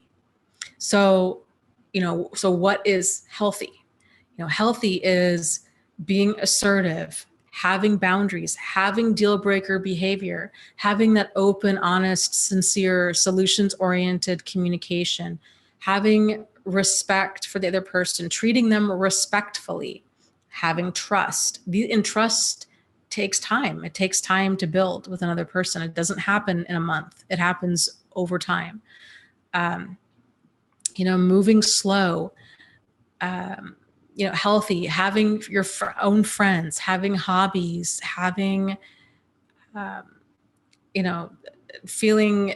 a decent level, ideally a healthy level of self-esteem where you're not needing them to continually validate you. Where they are literally like we were just talking about, like they're the candles on the cake. They're not the whole cake. So, a healthy relationship is one that's it's an equal give and take. Both people might have their own roles in the relationship, but it's that equal give and take. Both people, their thoughts, their feelings are respected. There's not these circular conversations. There's not yelling. There's not put downs. There's not, there's not this. So, and so once you kind of know what healthy is, and that's the basics of healthy, then it becomes more personalized. What are you looking for in a partner? Like maybe it's really important that you find a partner who loves the country. Maybe you live in the country, or maybe it's important for you to find a partner who, let's say you play the piano, that likes music enough that they want to hear piano playing for several hours every day. Or you like a partner that likes the fact that you have a bunch of animals. So certain things that make you, you need to find somebody that also things that they're okay with. If you're really big into sports, if that's your life, like my former in-laws, oh my goodness, I've never met bigger sports people. And thankfully, both of them were super into it, and super into it. I mean, probably 8+ hours a day into it. And they just loved it. And that was their life. But if it's that big of a deal to you, it's important to find somebody else that jives with that. And go slow. At the end of the day, just go slow. And if you're not ready to date, I would strongly encourage you to not date. It's okay. It's okay to not date. It's okay to have your kids be your focus and your priority right now. So.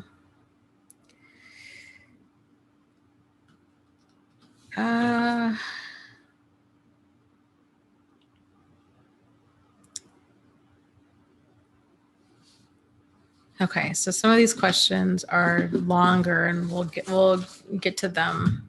We'll get to them next time.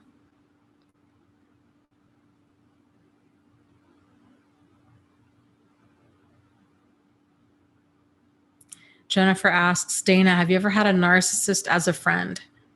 Yes, I have. And it's just as damaging. My friend in junior high and high school was absolutely awful, and I didn't realize, but she could also be awesome, you know? And when the good times were really good, they were good. And when the bad times were bad, they were freaking bad. And she was incredibly controlling and jealous and paranoid and possessive and demanding. And just, I remember back then, like using the term like energy vampire to describe her. And because she was so draining. And I'm like crazy stuff. She would sit, we lived together when we were in our early 20s. And, she would sit on the couch and watch the direction of my car as I came home to see where I was. She was continually accusing me of sleeping with different men she'd dated. Like that never happened. She just was difficult. She didn't get her driver's license until, I don't even know, she was 18 or 19. So everybody had to drive her everywhere. She refused to sit in the back seat. Just really, really difficult. But when she was not being a total psycho, she was really enjoyable to be around. She was funny. She could be really easy to be. I mean, just like any other abusive person, right? Like really easy to be around. But finally, I had it. And I even would say at the time, I'm like, I feel like I'm in an abusive relationship. That's how I was describing our friendship way back then. But it never dawned on me that it could actually be an abusive relationship because we were friends and we were both women. It just didn't dawn on me that could be a thing.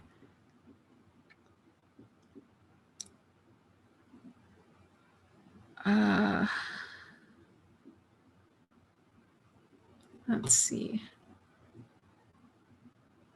Adela says, Dana, what do you think about the law of attraction? There are some YouTubers I highly respect who believe in law of attraction, but it can have toxic implications that could harm human societies. What do I think of law of attraction?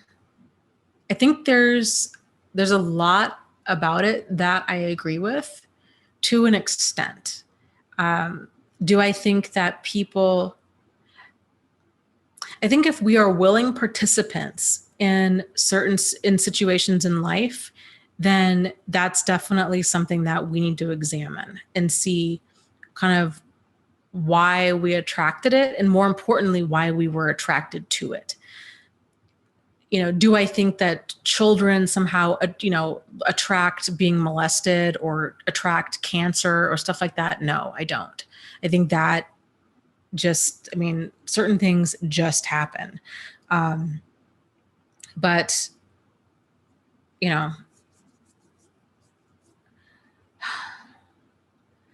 as far as believing, kind of setting an intention and believing, like setting your mind towards something, I think that's incredibly powerful stuff. But I also think that there needs to be, massive effort behind it. So it's one thing to sit there and be like, I really want to attract a brand new car. Generally there needs to be like a lot of work that goes into that, and, some sort of plan. Like things don't just fall out of the sky. That's kind of my problem with law of attraction, is people tend to think that things will manifest without any effort whatsoever. And that's very rarely how that goes.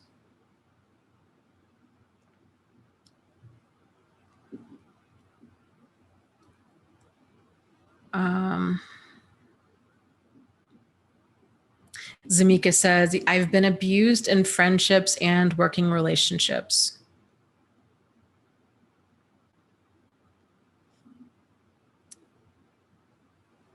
And then she also goes on to say, inspired action is key in law of attraction. I agree. I agree with that. I really like that. I think that's important to realize the difference between taking action and taking inspired action. So like in my own life, I have found if I can get myself into a really good place where I'm a big fan of like affirmations and paying attention to like self-talk and kind of staying open to possibilities as far as just kind of potential, I guess, like human possibility, situational possibility. So I guess for myself, like I don't try to, like use universal control to control other people's behavior or anything weird like that. But like, I try to get myself into a really good mood before I do anything major, because it just tends to go a lot smoother. It's sort of like if you have a bad morning, right? You get up late and then you're frazzled and then you miss breakfast and you're in a bad mindset. If that bad mindset's going to continue, and then you're going to be focused on everything bad that's going on. But the reality is life has both like bad and good things happening simultaneously. It's kind of depends on like what you're focusing on. But if we're not taking that time to have like set our intention and be like, I'm going to be grateful for things and kind of get yourself into that right mindset, then we're kind of living this life by default. And so if we have something that happens, like you get out of bed, you stub your toe, you wake up late, that sets the tone for like your whole day. And that can carry on for days at a time.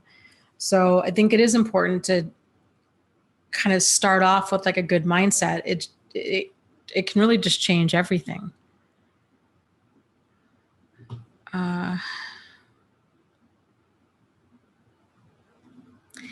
Lucy says she watched The Secret recently, made it for about 20 minutes, then turned it off. That movie I thought was a little too woo-woo for me. And I wasn't a huge fan of it either, because it made it seem so far out there and kind of this big mystical thing. But, I don't think it's like that. To me, it's very basic. Like if you can kind of expecting certain things, good things to happen, then you're going to see more of these good things that are happening.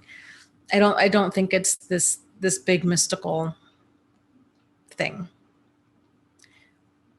I don't know. I guess for me, it's more about paying attention to mindset and paying attention to inspired action. Like for me, when I get an idea that I'm really moved by, I get goosebumps. And so I realize I need to really pay attention to that, because that was like a big, strong pull to explore that.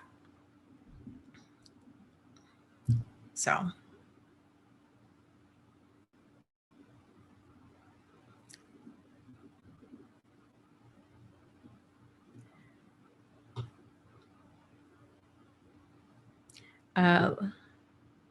Lakia says, my mother is a narcissist. It's tough. Any advice? I currently went no contact. I support your decision.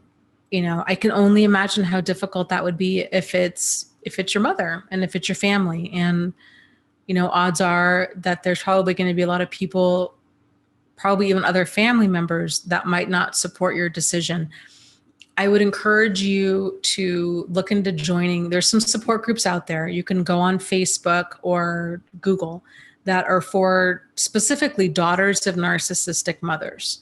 And I think you're going to find a lot of validation and support and clarity, and hearing other people's experiences with their own mother is probably going to make a lot of things make sense.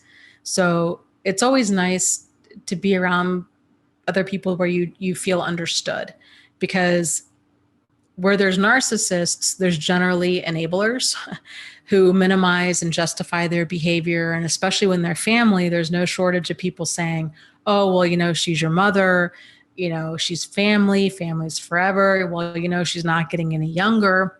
And, when are you you need to be the bigger person and talk to her. There's all kinds of this like well-intended bad advice that pushes family members back into abusive situations. So that might be an avenue you want to explore. If you do decide to join Facebook groups, this goes for anybody. I highly recommend you guys creating fake Facebook accounts to do this. Because even if the group is closed, it's still, unless you change your settings, and even then I'm not 100% sure, it'll show that you're a member of that group. And so then that can create kind of a lot of these flying monkeys where people, are trying to get in your business and spy on you and see what you're doing. And a lot of it, it's just the drama and the chaos. So you might want to consider creating a fake Facebook account just for support groups. And that way you don't have to worry about it potentially getting back to anybody else.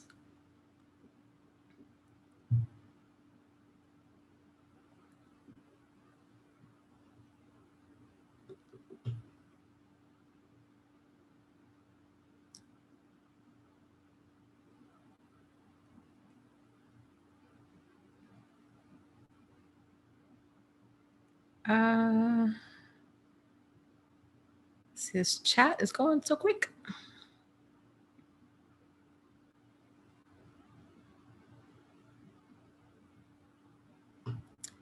My research says, I spend most of my time alone. I fear that I might stay like that forever. I think I'm also trying to rush my healing process. I need to remind myself that this is a slow process. Yeah.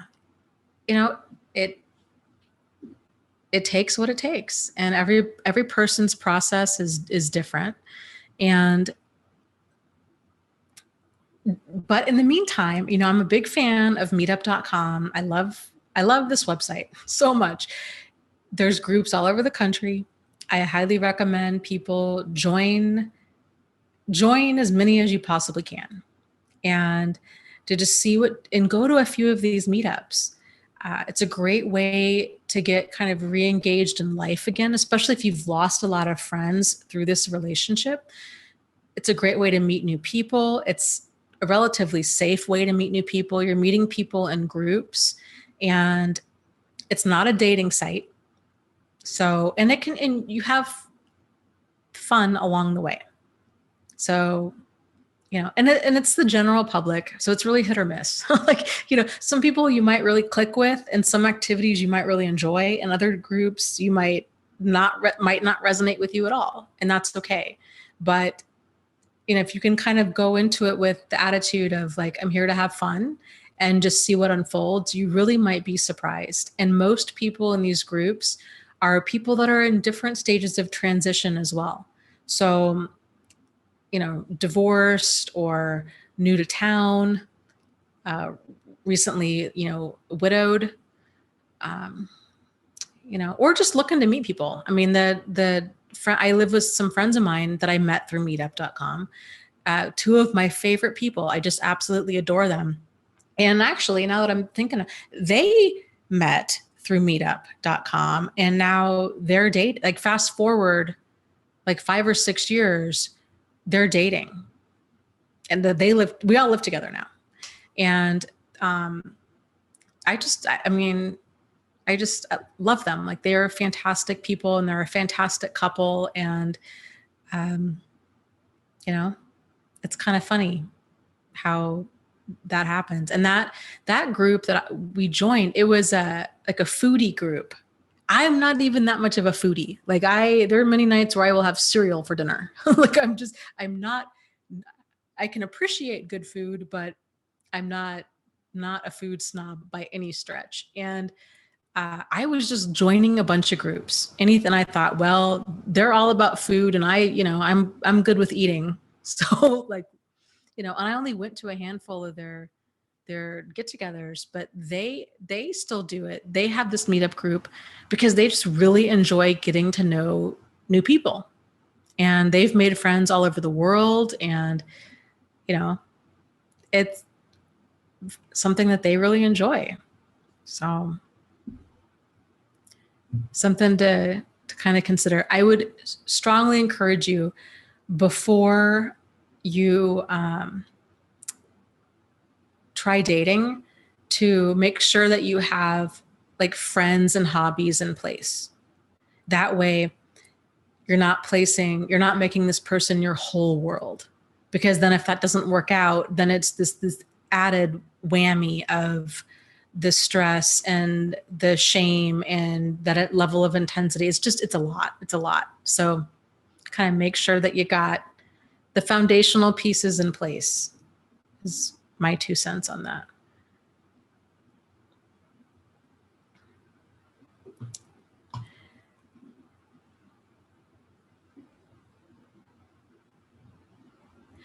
Dee Dee says, "Hi, Dana. What would you say about narcissistic mothers who fell ill with neuropathy and need their adult child they have abused to help them? I say this because this is my situation. I think that you need to do what you need to do in order to stay safe and sane." So, you know, here's where I would start with that. I would see if her insurance covers a caregiver, somebody that could come in, a couple hours a week, do grocery shopping, laundry, kind of help around the house, whatever she might need. I would start there. And I don't think that you owe it to an abusive person to put yourself back in harm's way. So my take on it is, you do what you can in a way that keeps you safe and sane. If there's no other option except for you to help her, I personally don't feel that you're obligated to do that, especially if she's going to be abusing you every time you go over there. Like, the way that I look at abusive parents is, when a parent's abusive to their child, they tear up their parent card. Then at that point, they really do become like an egg donor or a sperm donor. To me, they're not a mother or a father when they're intentionally hurting their child. So I have probably maybe some like pretty hard and fast, no tolerance policies for that kind of stuff. I think you need to do what you need to do. And I support you in whatever that might be. I get that it's not easy. New Chris says, "I went no contact with my narcissistic parents at the end of last year. People do not understand. There's a lot of pressure to get back in touch, especially from Christian friends." Yeah. Yeah. A lot of well-intended bad advice out there. A lot of dysfunctional people that don't realize that they're dysfunctional. They have this idea of, well, families forever. And, and a lot of this advice is good advice if it's not in the context of abuse. When you add abuse to the mix, it's a total game changer. We would never expect anybody to go, if Charles Manson had children, we wouldn't say like, "Oh, well, you need to go have dinner with your father." No, that's absurd. To me, it's just as absurd if a person's, verbally damaging or destructive or emotionally or psychologically, or, I hear this a lot too with families. They have a relative who's molested members of the family, but the family still keeps this relative around because they're family. It's like, well, that's just, Uncle, Paul, and, yeah, like, and they excuse it. It's absolutely disgusting behavior. I think it's important that we keep people safe, especially children. If a person's got dangerous and destructive behavior, it's healthy to distance yourself from them. And other toxic people that don't see that, well, they're toxic too. It's you have every right to protect yourself and to stay safe.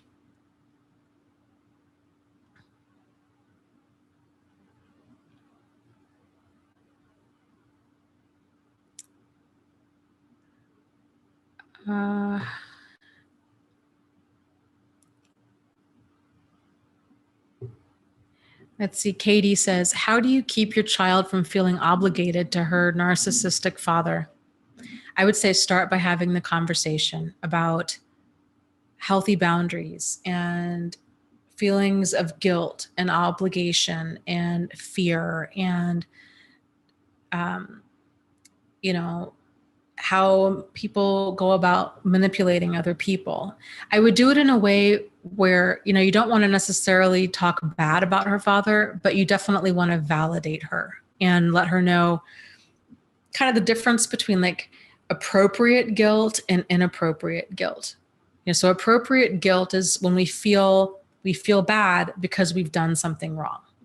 If I borrowed your dress without you knowing and I spilled wine all over it and I ruined it and I feel bad about that, I should feel bad about that, right? Or, I feel guilty because I cheated on a test. Like those kinds of things, like appropriate. Inappropriate is when we feel guilty when we haven't done anything wrong. So, and most people tend to feel guilty when they try to set boundaries because you have this emotional manipulator who's manipulating emotions, who's saying, oh, but I'm your father or I'm your mother and I was tired or I had a bad childhood or, there's just no pleasing you or you're just selfish or you're too emotional or you're too demanding or you're difficult or excuse after excuse after excuse after excuse for their bad behavior.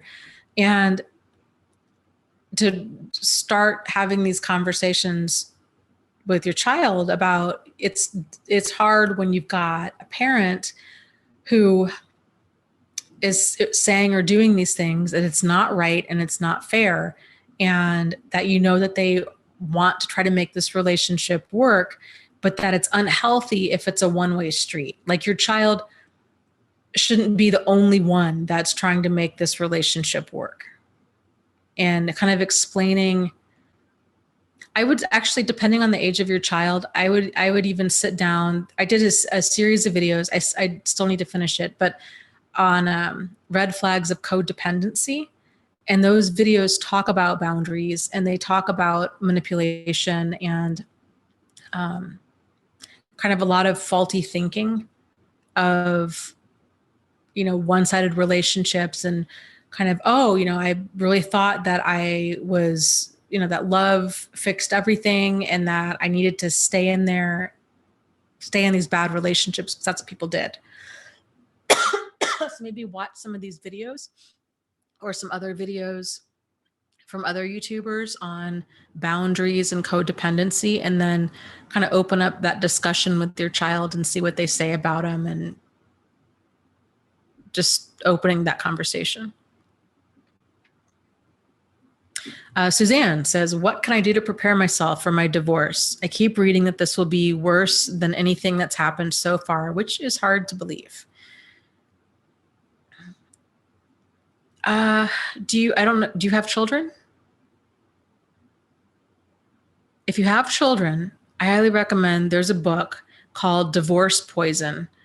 And it talks a lot about how to kind of head off manipulation from a manipulative parent. Highly recommend that book. Highly, highly, highly recommend that book. Other than that, what can you anticipate? I would expect they're going to be the worst they've ever been. They don't like to lose power over their target and over the situation. So I refer to this as kind of, how do you go about moving a bee's nest? Like you really need to have a plan in place. So I would make sure that your finances are protected.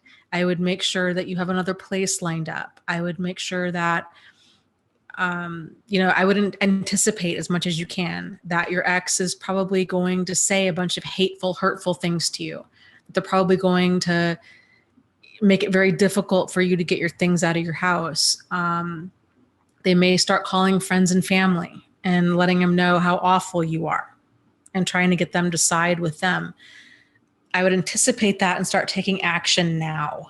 So, kind of slowly moving things of value that you have out of the house before you let them know that you're done. I would get copies of all important papers. I would get another place lined up. I would get all of your ducks in a row before you go to move that bee's nest, because they tend to just absolutely go bananas. And a person's in the most dangerous position when they go to leave for this reason, because it's the ultimate narcissistic injury. It's the whole, how dare you leave me? You know, this doesn't end until I say it ends, kind of a thing. So, and with that, I would encourage you being very aware of your surroundings at all times. If your ex has been dangerous or violent in the past, I would call the schools and let them know that your children are not allowed to leave with anybody but you. In particular, like, they're not allowed to leave with your ex. I would contact an attorney right away and see about, putting together, a parenting plan. I would join some support groups on, divorcing a narcissist, or narcissists, kind of ex-wives and narcissists, and talking to other people, other women that have been there, done that. Setting up support ahead of time.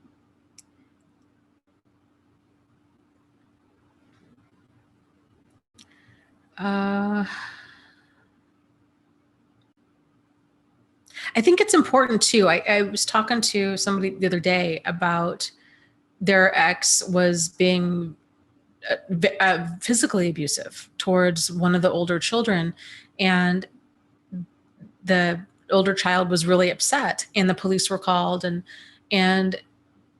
again, like, it's so easy for us to slip into this kind of well-intended but yet really damaging things that we say. So she was telling her child, oh, you know what, your father loves you, and she was trying to minimize it because she just didn't know what to do. He'd never done this before. And I think it's really important to be very clear that abuse and love do not coexist. To not tell a child, oh, your father's abusing them, but they also really love them. To just steer clear of that conversation altogether, and to not excuse the behavior, and to make it very clear, like, your father did this, or your mother did this, or whatever. It's not okay. I'm going to do my best to have it never happen to you again. It's important that you realize that this is wrong, and it's not you. Like, they didn't do this because of something that you did. Your father or your mother did this because this is their way of trying to cope with the situation, and it's not okay. This is not how we handle things. We talk about things as adults, or we distance ourselves from the situation, but we don't yell, we don't name call, we don't hit, we don't shove, we don't do things like that. And yes, people are talking about the divorce part, and keeping a paper trail of everything is huge.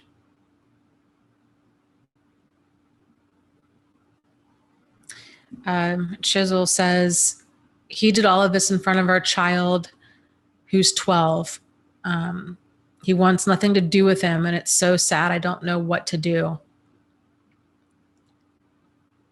I would focus on doubling up your energy on your child and just letting them know, keeping that communication open, letting them know that that they can talk to you about anything. And it's an abusive relationship, right? So it's the same dynamic that we've had with our partner as a child will have with an abusive parent. So a child will, and just like a significant other, they get really defensive. So it's sort of like if somebody starts criticizing your abusive partner, before we knew what this was about, it's really easy to start getting, and understandable to be defensive about that. Children will do the same thing. So they'll become very defensive. Like, I'm mad at my dad or my mom, but they're still my parent. So I can talk about them, but you can't, kind of a thing. So to let your child talk and just kind of, I'm really sorry this happened to you. It's not right and it's not fair. And I wish things could be different. And I understand, I don't blame you for having hurt feelings. I would have hurt feelings too. That was incredibly hurtful what happened. And I'm sorry. I don't know what's wrong with your father. It's not okay that he acted that way towards you. And just validate them.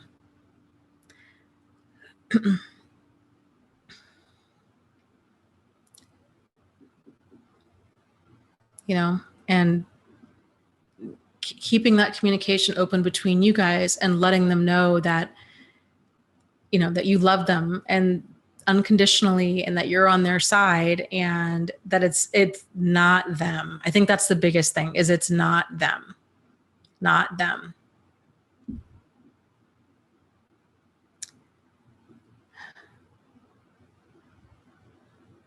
The awful says, how do I remain gray rock while my spouse is texting another person? I want to prevent getting caught up in triangulation. Are you filing for divorce?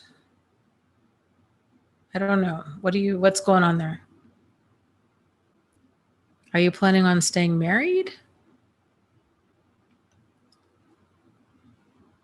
Okay, Chisel says, yes, I've been doing this. Thank you. And I continue to. I'm crying. Thank you. Oh, you're so welcome. You're so welcome. And it's so difficult. And I'm so sorry that you and your child are going through this.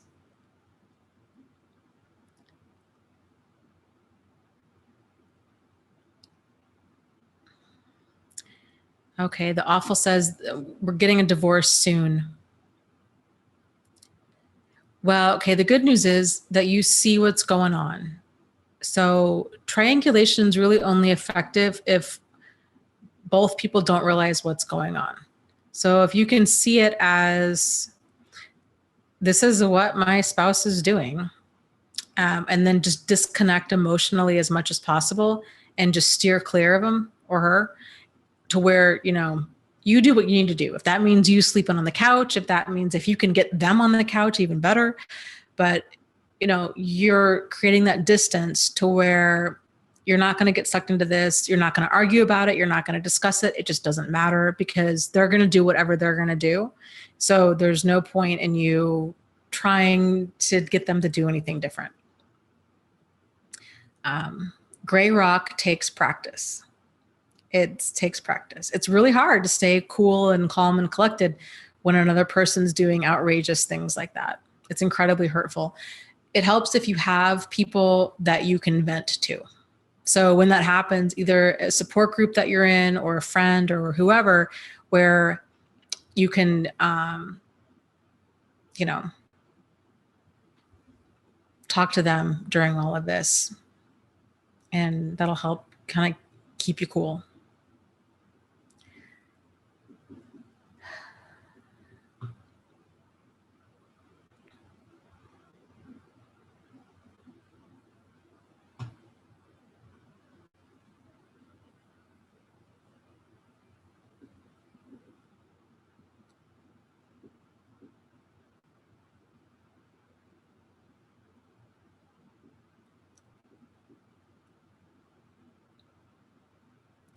Sarah says, what do you do if you have narcissistic parents who are not telling you where your wallet is?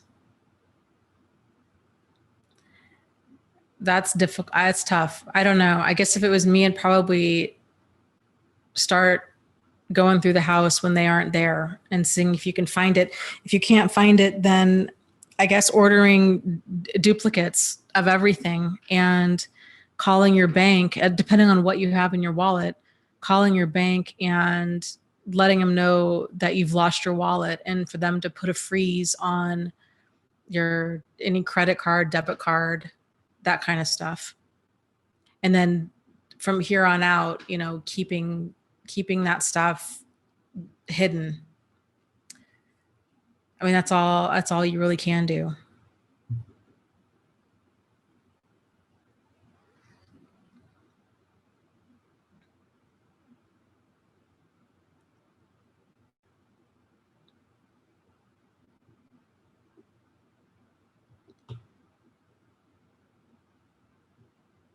Let's see. Let me.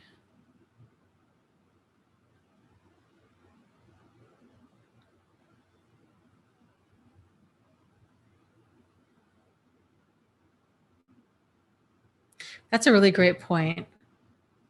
Kendra says, anybody show you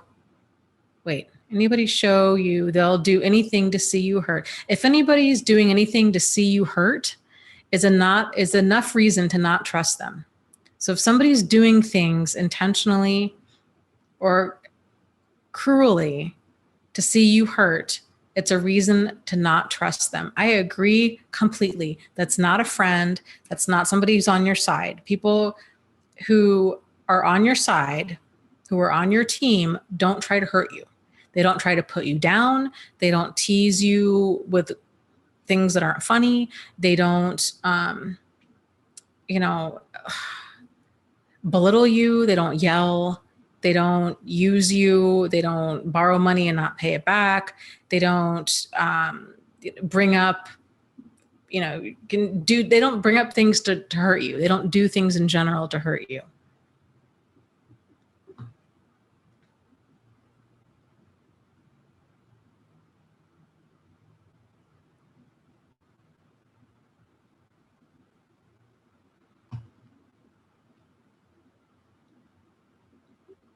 Let's see here.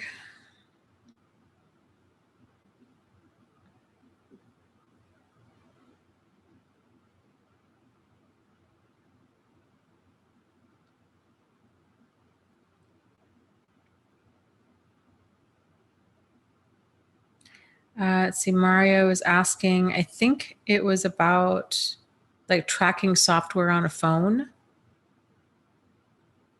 Yeah, you can take it to a service provider and you can ask, and Erica was saying you can ask them to run a diagnostic test. You can also just ask them to completely wipe your phone.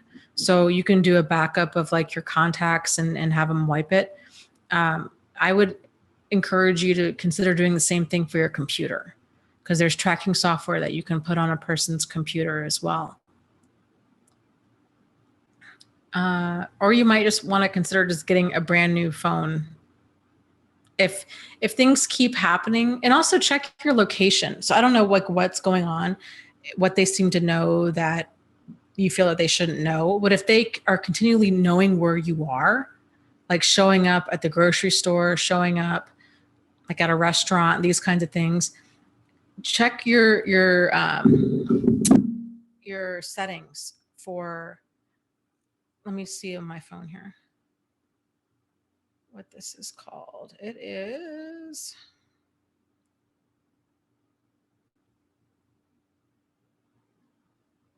okay, it's under privacy. And then it's location services, at least on iPhone. So, because sometimes when we post to, Facebook or, wherever, or like if you have like the Find My iPhone app, if they have that, and then they are able to log in and see, they can see exactly where you are because they can find the phone, they can find you. So it's important to have that kind of stuff turned off.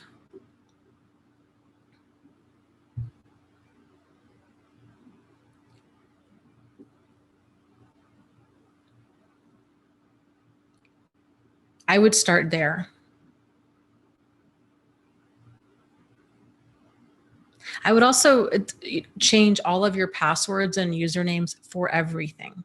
So a lot of people tend to have like one username and one password for everything. If they know all of that, then they can potentially get into your email, your Facebook, your, all kinds of stuff. So it's worth taking the time to switch all of that. Hey, Scott's here. Welcome.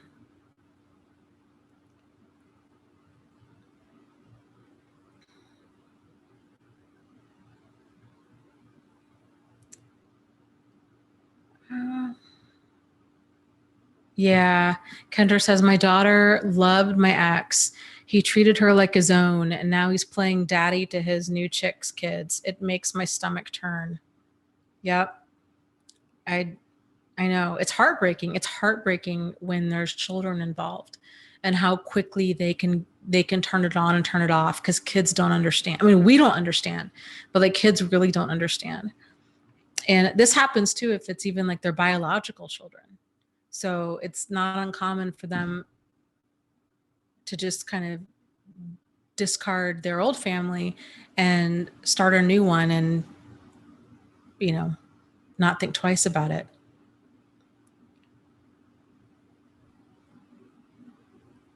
So hold on just a second. I just heard a loud bang downstairs.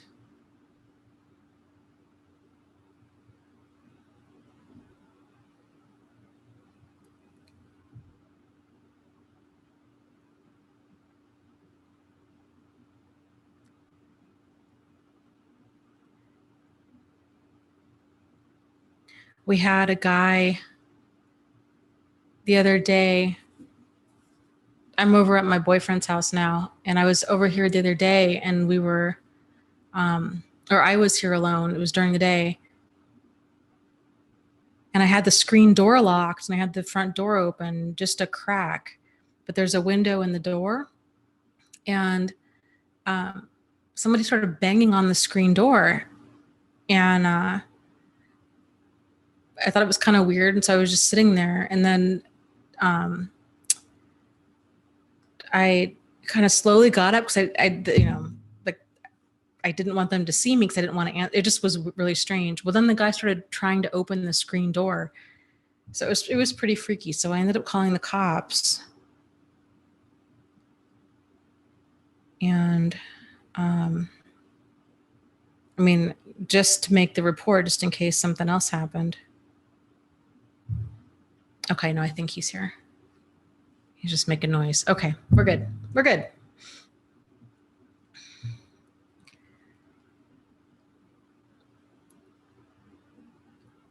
Okay. Hey, Mala's here.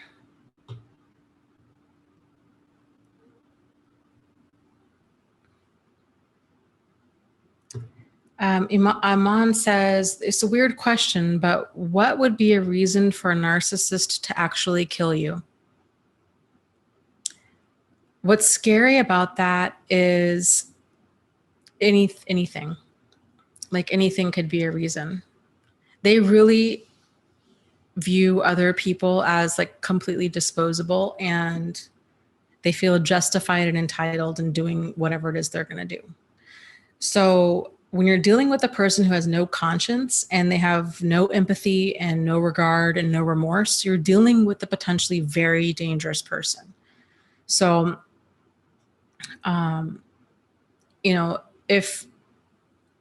there doesn't really need to be a reason. It's just whatever is going through their mind.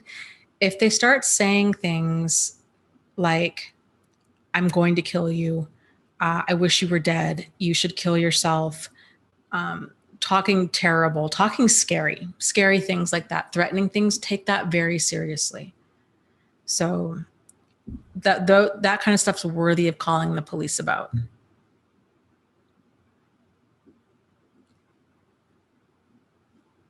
Melissa says, yeah, they don't need a reason. They are delusional. Yep. Completely. It's just one of those things, like if you're getting that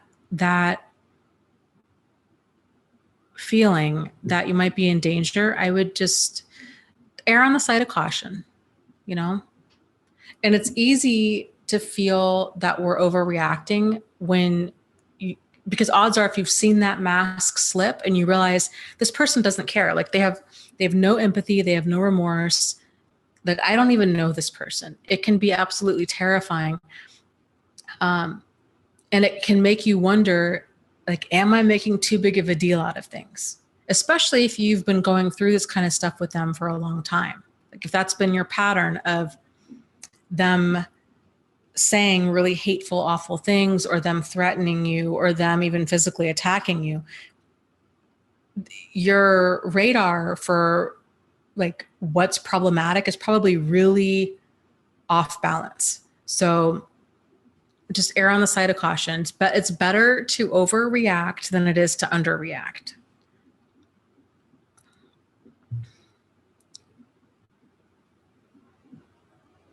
Yeah, and Erica says Teresa says, should you be worried if they're threatening to kill themselves? Is that ever code for them wanting to kill you? Does this make sense? Is this projecting? Okay, so that's very common that they threaten to kill themselves. It's them kind of escalating the game of, it's them having an adult temper tantrum. Oh, you're not going to give in and give me what I want? Well, then I'm going to tell you that I hate you.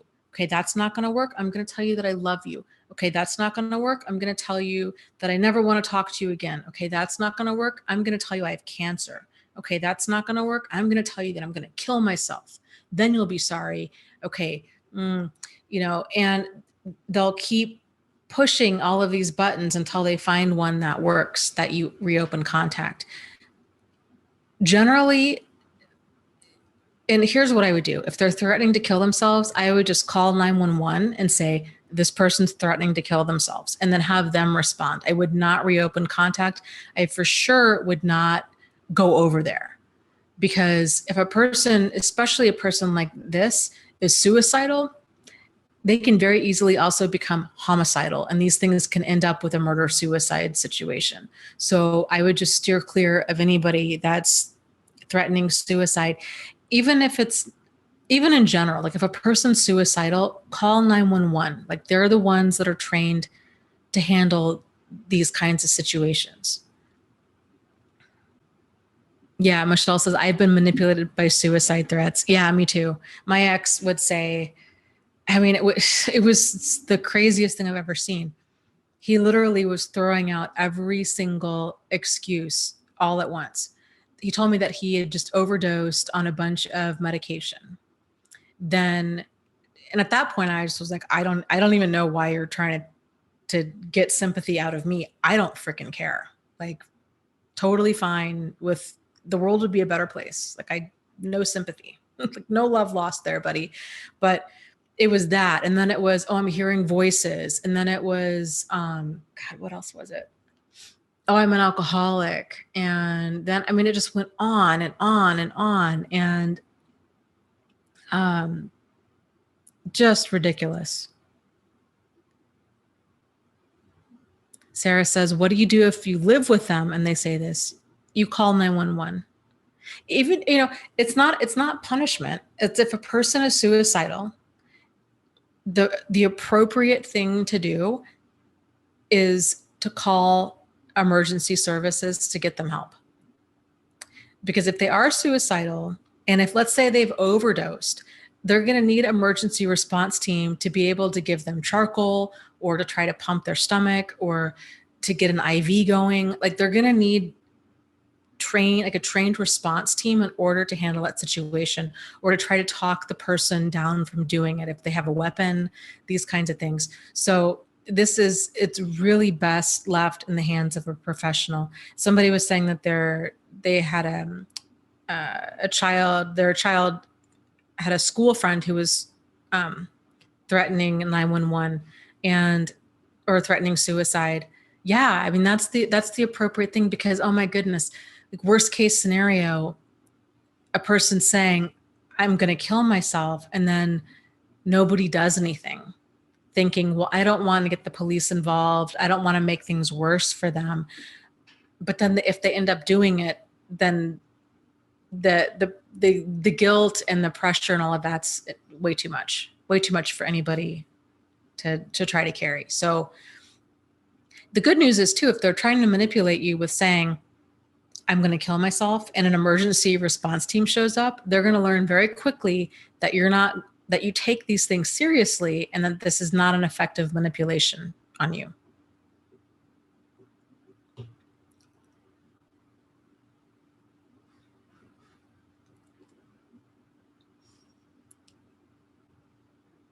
Yeah, it's a good idea too, if you're at all concerned with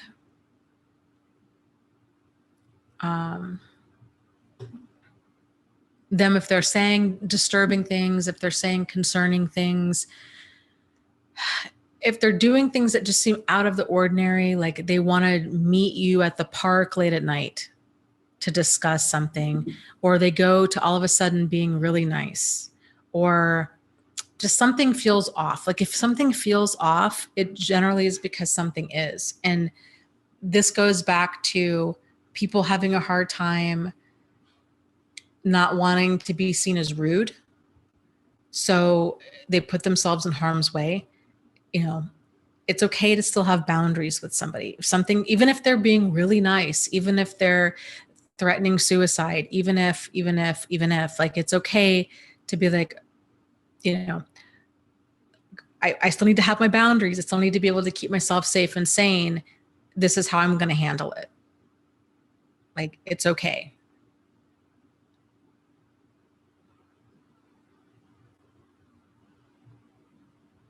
Mustafa says, hey, Dana, do you recommend letting your toxic ex know that you figured out their personality disorder after leaving them?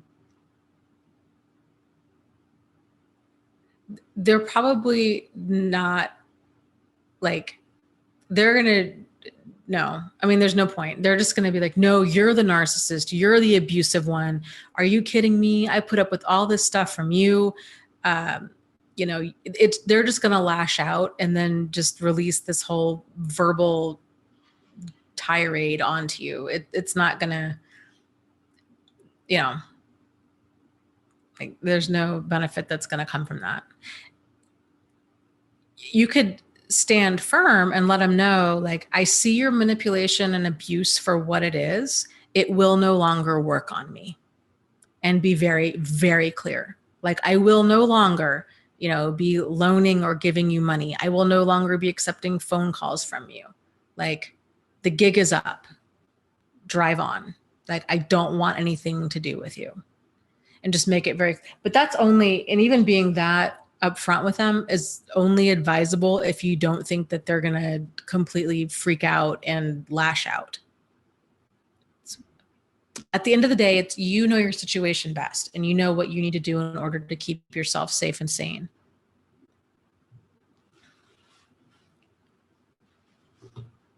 You know, in both of my situations, like, so with the first guy, when the gig was up, God, how did that, God, there was so much towards the tail end of that. I was very matter of fact with him. Like, it was very, I mean, I had found out so much stuff that there, like, there was no, you couldn't manipulate enough to, you know, I mean, like, it was just too much, like, too much came out. So there was no going back on that. And I never spoke to him again. Like, that was it. He never hoovered. He never, there was a few snarky emails back and forth, but overall, you know, there was no attempt to reconnect with me. And I think too, he also realized he targeted me because he thought I was going to have all of this money from my divorce settlement. And I, even though I kept telling him, like, no, my ex and I, like, that there's not going to be this huge settlement. My ex and I own several houses together. And so he just thought, I guess he thought we owned all those houses free and clear, and that I would be getting like hundreds of thousands of dollars. And that was not the case at all. I mean, most of those houses we were underwater in because of the real estate bubble. So he also didn't identify, because I didn't have any money. Like, I didn't have what he was looking for. He realized I was not the source of supply that he was looking for. So, you know, he was already done. But then it was an added whammy of, I was on to him. So that ended that. And then the second guy, when all of that hit the fan as well. And I told, you know, I was very, but again, I was 26 hours away from him too. I, you know, made it very clear, like, you're not the man that I thought you were, and I'm done. Like, do not contact me. I'm done. And that ended that. But just on, you know, err on the side of caution, I have all of their emails and everything set to go straight to my spam folder. And I've changed my phone number since then. So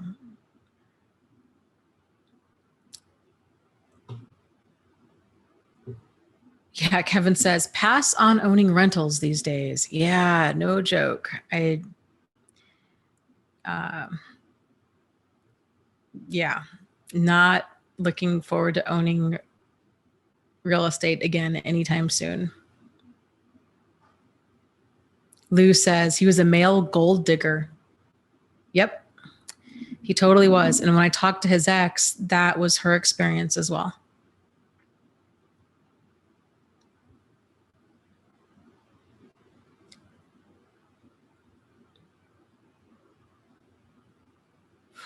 Samika says, I love it when a toxic person has a big ego and they will leave you alone and not hoover because they think they're too good. I'm like, good, leave me the hell alone. Yep, I agree.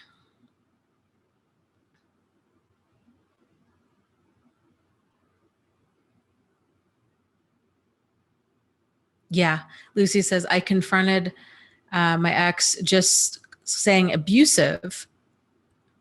word abusive. So they contacted my therapist and tried to convince her that I was hiding my personality disorders from my own doctor. Yeah, that's very, very common. Very common. It's just never their fault. I had, my family, there was a situation between two family members where one gal was married to this guy, and after, I don't know, like a year or so of therapy, her therapist finally said, I really think that your partner is a narcissist. And then everything began to make sense. And so she decided, yeah, that's exactly what's going on here. And so she divorced him. And he got so upset that he went to 3 different therapists and got 3 different psychiatric evaluations saying in writing that he was not a narcissist. So it's not like rocket science to pass a personality test. I mean, anybody could fake that to not come across like a narcissist, especially if they have any degree of like self-awareness, which he had. So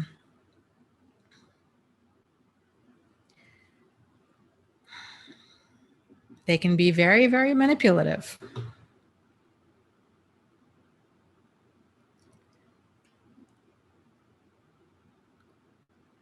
People are talking about lack of hoovering. Yeah, this was another thing that came up recently, and I think it comes up fairly regularly too in the support group about hoovering. And a lot of people they wonder, they're like, okay, I didn't receive a hoover, like they haven't hoovered me. So does this mean that they're not a narcissist? Or does this mean like that they really, really, really don't care? And it's just an interesting thing that happens. And I get it. I totally get it. Because it's hard if a person doesn't hoover. It's like, wow, you really are totally okay with walking away, never talking to me again, never trying to not even make this work, like nothing. And that's a really hard truth to swallow. Not all narcissists hoover. Most of them do, especially if they still identify you as a source of supply. And they might not hoover right away, but they might come back in 5 years, 25 years, you don't know. That's why it's always a good idea, if you're at all concerned about that, just for your own peace of mind, change your phone number, change your email, change your social media stuff, or block them at a minimum, just so you're not kind of knocked off balance if they do come back.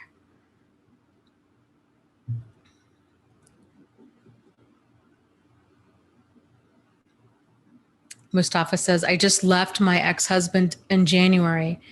After 2 years of marriage, I can't talk to my family about this disorder because I feel ashamed. Well, I just want you to know it's not your shame to carry. it's very common for people to feel embarrassed and ashamed that they got into this situation and that they stayed for as long as they did. Very common. Most people don't realize that they're in an abusive relationship until they're out of it. So the way that you feel is very normal, but they're probably not going to get it, because most people will say, well, why did you stay for so long? Or, they kind of spin it around, like, kind of, what's wrong with you? Like, how could you not know?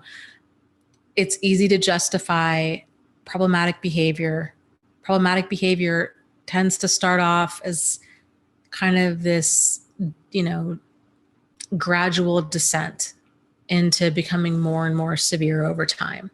But just person to person, please know that his bad behavior is not a reflection of you or your intelligence or your self-worth, and it's not your shame to carry. He should be ashamed of his behavior. It's ridiculous and outrageous and inappropriate and not okay. And if you haven't already joined a support group, I highly recommend it. I think it's nice to have a place to go to and talk to people whenever you're needing support. And again, you can go online. There's lots of them on there. Yeah. And VHL says, it's not your fault. Anybody can be fooled. Yes, it's so true. I get emails all the time from people that are doctors, attorneys, like male, female, young, old, you name it, all the time. They're like, Dana, you wouldn't think this would have happened to me. I'm a therapist, or I'm a doctor, or I'm a divorce attorney, or I'm a man, or, I grew up with an abusive father or an abusive mother. Like, you wouldn't think this would have happened to me. Like, how did I get here? And they manipulate vulnerabilities, and anybody can be a target. Abuse doesn't discriminate. It can happen to anybody.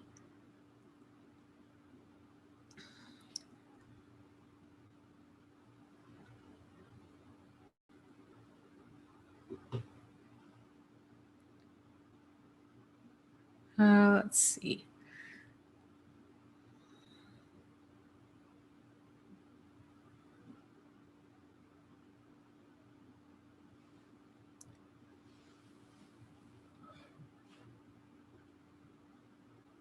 Aisha asks, how do they keep getting away with such abuse and spin it to make you look like the abuser?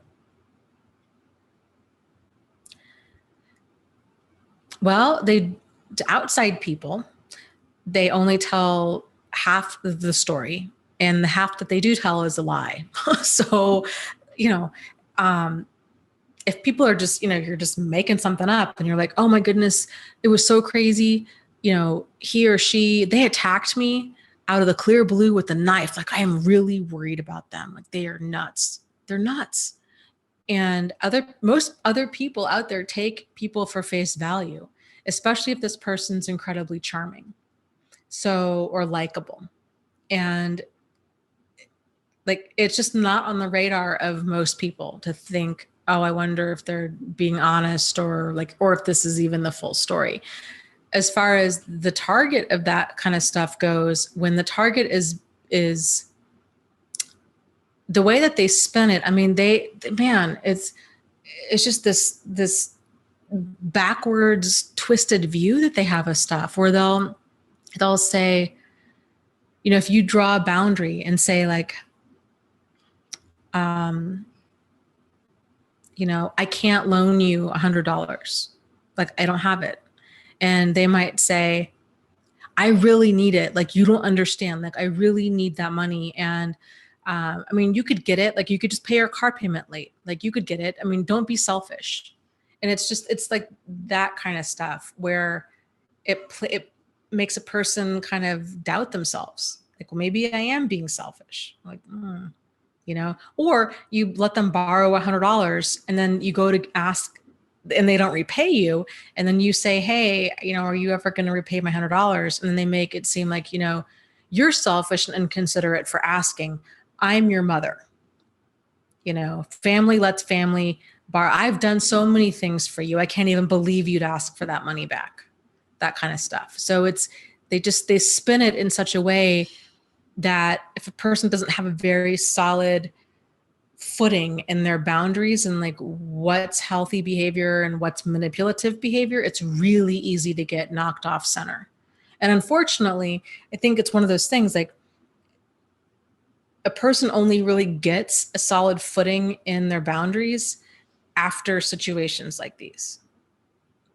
Because it's one thing to know about healthy boundaries and to know about kind of manipulative behavior. It's another thing to actually live through it. It's sort of like the difference between, it's one thing to read about how to run a marathon. It's another thing to actually run a marathon,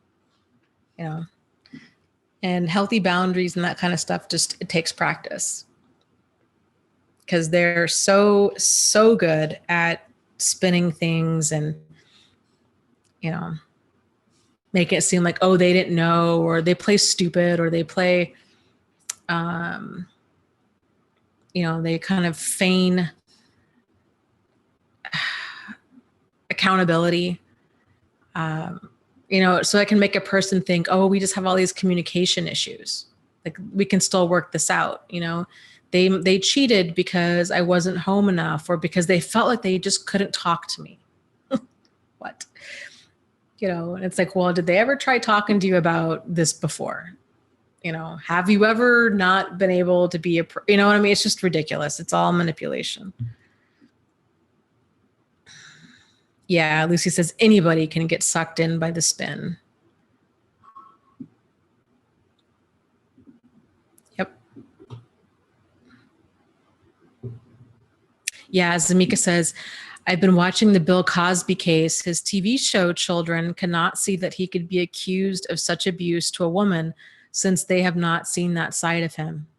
Yeah, and that's exactly it. So like, and it's the same thing with his wife too. Like she didn't see that side of him. And it's very common for abusive people. They let this mask slip around certain people. It's all about public image. And certain people see it, other people don't. It's crazy making if you're the one that sees it.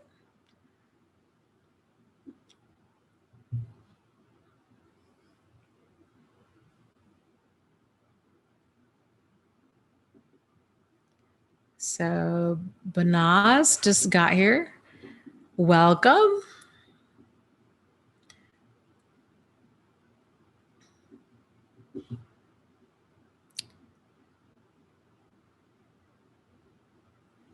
Yeah, Sunny says, my dad's narcissistic wife put him in incredible debt. He found out only after she died, nearly $90,000 worth.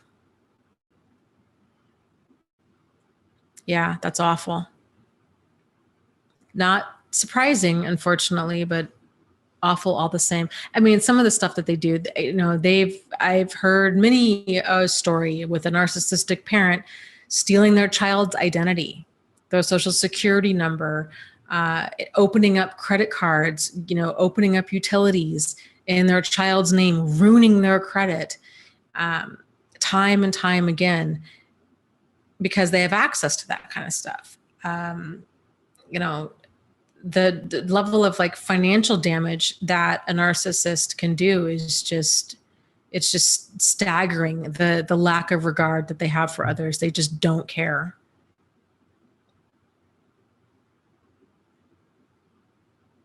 Yeah, that's a good point. Lucy says it's also the confidence that throws you off. They're so confident when they change the reality.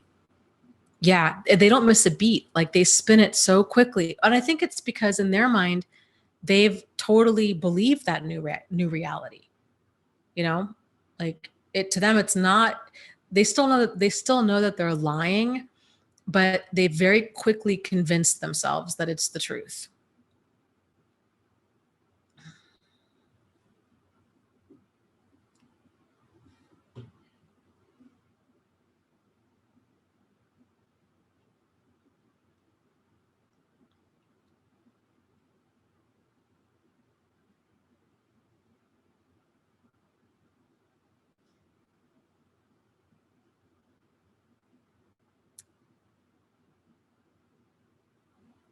Boy, Richard says, my ex got a new hypergamy supply and was pregnant after 3 months. I'm glad I dodged that bullet.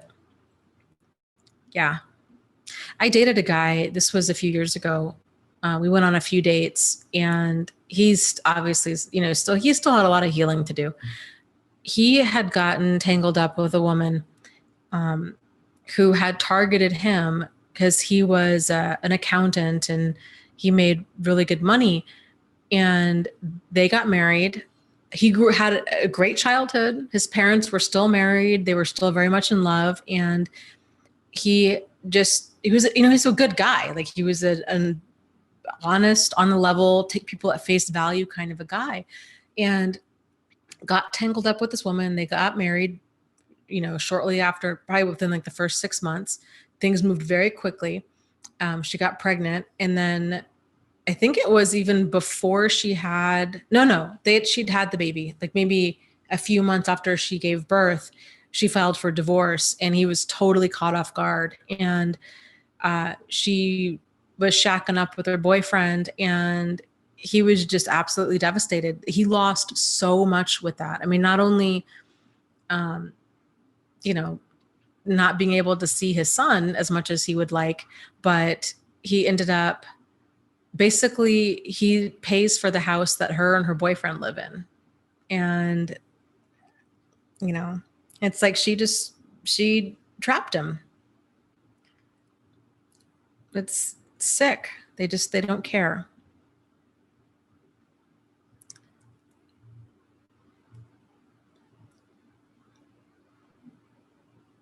Yeah, Care Bear says, my ex was super confident too. It was funny how untouchable he thought he was. He was brilliant and talented, but his ego always drug him down. Yeah.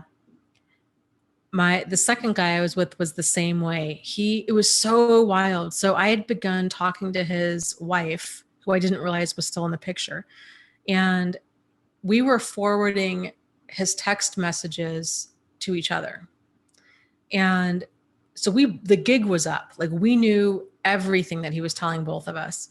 And I really almost had this like sick fascination with it, because I just could not believe how convincing he was and how easily he could lie. And it was everything. He would tell me he was at a friend's house and how he thought about me all day, and, blah, blah, blah. And, the whole time he'd been out that whole day with his wife, and, he was staying with her. He wasn't with a friend. And it just, everything that came out of his mouth was a lie. I'm so glad that her and I connected, and that we were forwarding texts to each other, because it would have been really easy to get sucked back into that fantasy, because he was saying all the right things. I mean, he was saying, I will earn your trust back. I'll do whatever it takes to make this work. Home is wherever you are. I've made a terrible mistake. I've never met anybody like you. I think that scared me. I'll do whatever it takes to make us work. I've never been more excited to, be with somebody than I've been with you. Everything. It was all just lie, lie, lie, lie, lie. Really wild. Really, really wild. It's so convincing.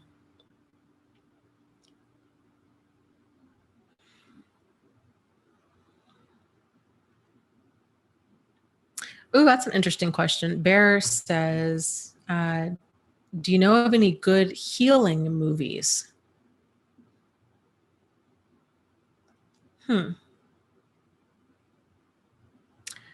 Nothing comes to mind. Do you guys know of anything? Healing movies. Mario says, The Godfather always works for me.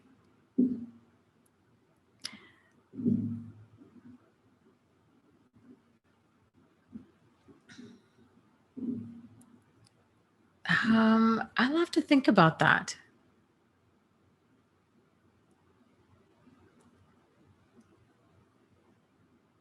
Yeah, nothing comes to mind. I mean, what I you know, and you guys know this, I'm a big fan of comedies and like documentaries and stuff that'll kind of get your mind off of things. But I don't know if I would say that those are necessarily would fall within the category of maybe healing, like of what like you're looking for.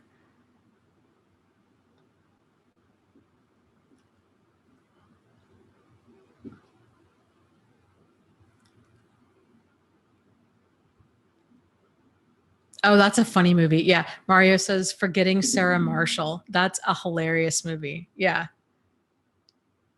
Yeah. That actually probably would be a really good, a really good healing movie. That's a good example of a fairly good, fairly healthy, like romantic comedy. I liked that. I liked that movie. That was a good movie.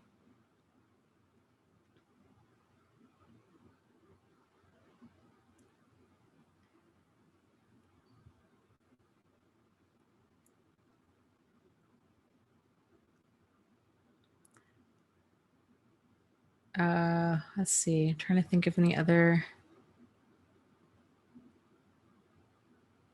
good movies out there. I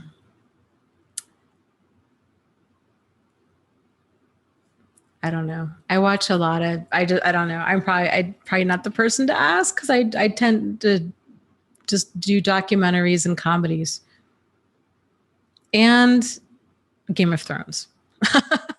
But I highly would not recommend watching that whole series if you're even remotely traumatized, because that will traumatize you.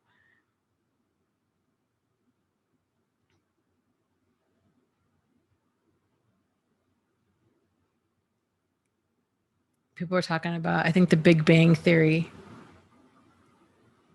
Yeah. Okay. So here's something that's weird about this. The last narcissistic guy I had in my life, and again, this was a couple years ago, really thought, oh, he was so full of himself. He really thought he was so incredibly intelligent, and he would talk about how kind of lonely it was that nobody understood him. He just was so incredibly intelligent. And I kind of thought he was joking at first. And then I realized, no, he's not. And he would even refer to himself as Sheldon from the Big Bang Theory. And I made the comment, I was like, that dude, like, that is not like a good thing. Like, you get that, right? Like, he's either autistic or he's a narcissist or he's both. Like, that's not something that I would be like proud to be like, I'm like that. I'm so intelligent. I'm like Sheldon. I'm like, what? What are you saying? Just weird. Yeah. My research says my boyfriend resembled him. I thought he had Asperger tendencies. I think a lot of people think that. It was another thing that we were talking about in the support group about how many therapists who are not familiar with abuse will say things like, oh, well, that behavior sounds kind of like Asperger's, or like they're on the autism spectrum, or they just don't know. Because if you don't know that you're in an abusive relationship and you're trying to describe it to somebody else and you're telling a person, I don't know, this person just doesn't get it. Like, they don't seem to understand how hurtful their behavior is. They don't apologize. They don't seem affected by it. They just don't seem to care. To somebody else, they might be like, well, that sounds like that person's on the autism spectrum. And it's like, yeah, it does, except they're like, it's abusive behavior. Like, that's that lack of empathy and lack of remorse, you know? So, and frankly, it gives autistic people a bad name, because there's many autistic people out there that, aren't abusive. Like, maybe a little bit, they're not picking up on certain social signals, but they're not abusive. There's a difference.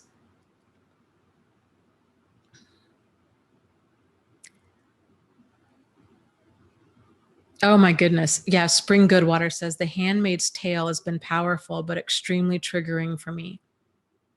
Yeah, I read the book a long time ago. But I haven't seen the movie. The book was I was freaking angry for a long time after reading that. Like really, really angry because it's such a great book. And at the end of the book, she even says that everything in there has at one point happened in history. Like it's a conglomeration of all of the messed up things that have happened to women throughout history, all rolled into one. And yeah, it'll there's something wrong with you, I think, if it doesn't bother you. uh, let's see. Bear says, Dana, my ex, was a member of Mensa. She never told me that she took the test 6 times and only passed a modified version. I never got the whole truth from her. Interesting. Yeah, this guy that I was kind of seeing, he had said, he's like, my IQ is just really high. I've never had it tested, but I really should. I mean, I had never seen like that level of like grandiosity before. All of the different narcissists in my life were arrogant, but they weren't grandiose. At least not in such a direct. Maybe there's been one other one. I have a family member that's pretty grandiose, but even he is not that specific about it. Like he literally thinks he's God's gift to women and that he's the best. But the guy that I was dating really thought that he's just incredibly intelligent, and like he just was ridiculous. Totally idiot is what he is. Legend in his own mind.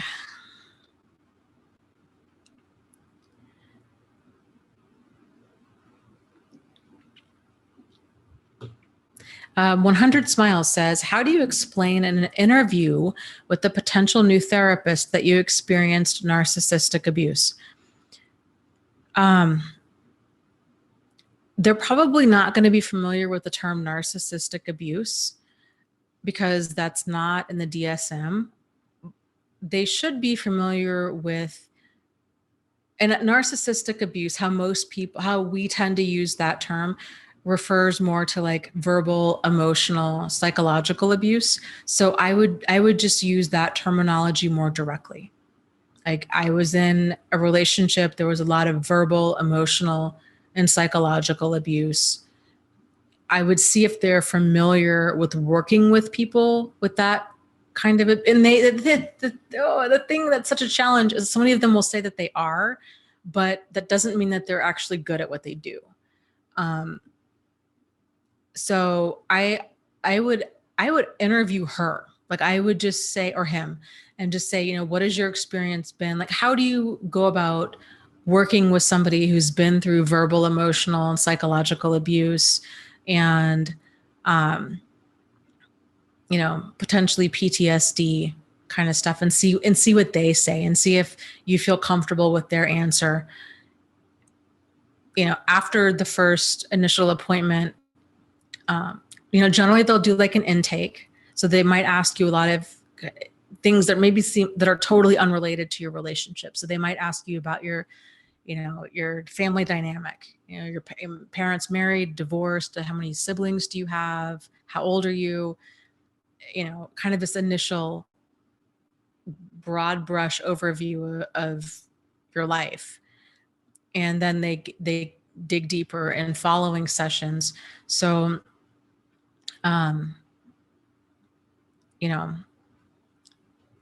you might want to kind of see how you leave feeling, how you feel after that, into that first session, and then go from there. It's important that you feel comfortable with them. And frankly, after going through an abusive relationship, opening up to somebody might feel really uncomfortable. So to some degree, like feeling like you have a guard up is normal, but I guess seeing if you're feeling heard or if you feel like you have to kind of fight for your reality, like that's a problem. Trauma, finding somebody that's familiar with trauma is good.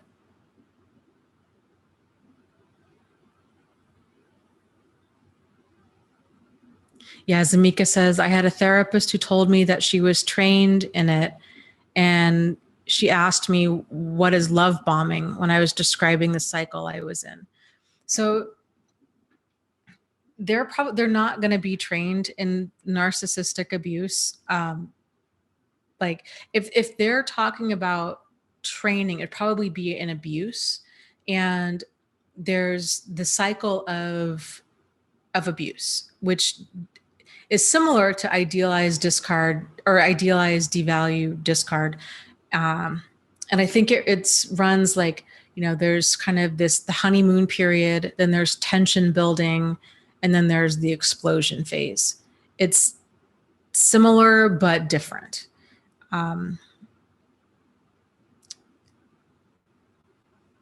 Yeah. And a lot of the terminology that we use here too is not common terminology. So like with Trump being president, actually a lot of his terminology is becoming more mainstream, but terms like gaslighting, that was not a really mainstream term before recently.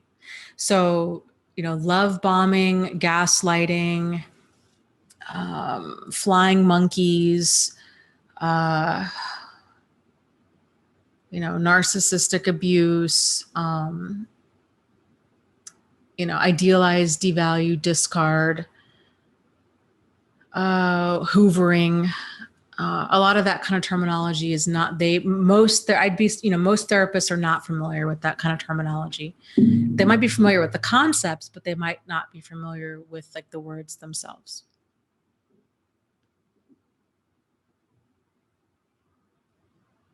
Yeah. Lucy said, Zamika, I had to interpret our lingo to my therapist, but it did not matter. She knows what abuse is when she sees it. And that's the important thing is, focusing on the behaviors and then trying to explain what this is. So like love bombing is when a person bombs somebody with love, meaning bombing them with attention and affection, generally constant attention and affection. For those of you that aren't familiar with that term. So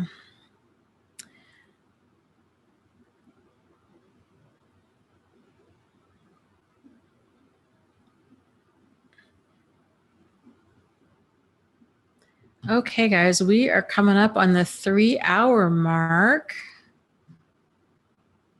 So let's do, real quick, we'll end with like a little meditation thing tonight, like we've been doing, but just a reminder, I had lost my train of thought. Just a reminder. So we're doing the book club tomorrow at 6:30 p.m. Eastern Standard Time. And it'll be here on YouTube. And the book that we're covering is Joanna Moore's Recovering from Narcissistic Abuse. It's called The Warm, Hard Truth.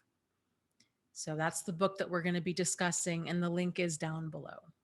So with that said, let's just take a minute or two and just send light and love and healing energy out to everybody that's here tonight, everybody that's listening to this tomorrow. And yeah, just take a moment. Okay, so let's close our eyes and just focus on sending out positive healing energy to each other.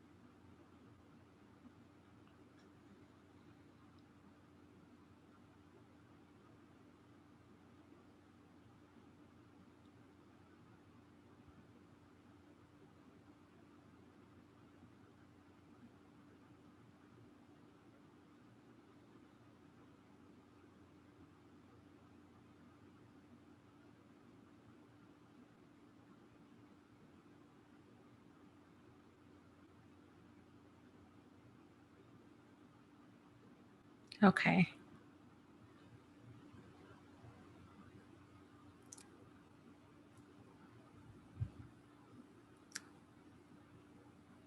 So thank you guys so much for joining me tonight and for in this meditation.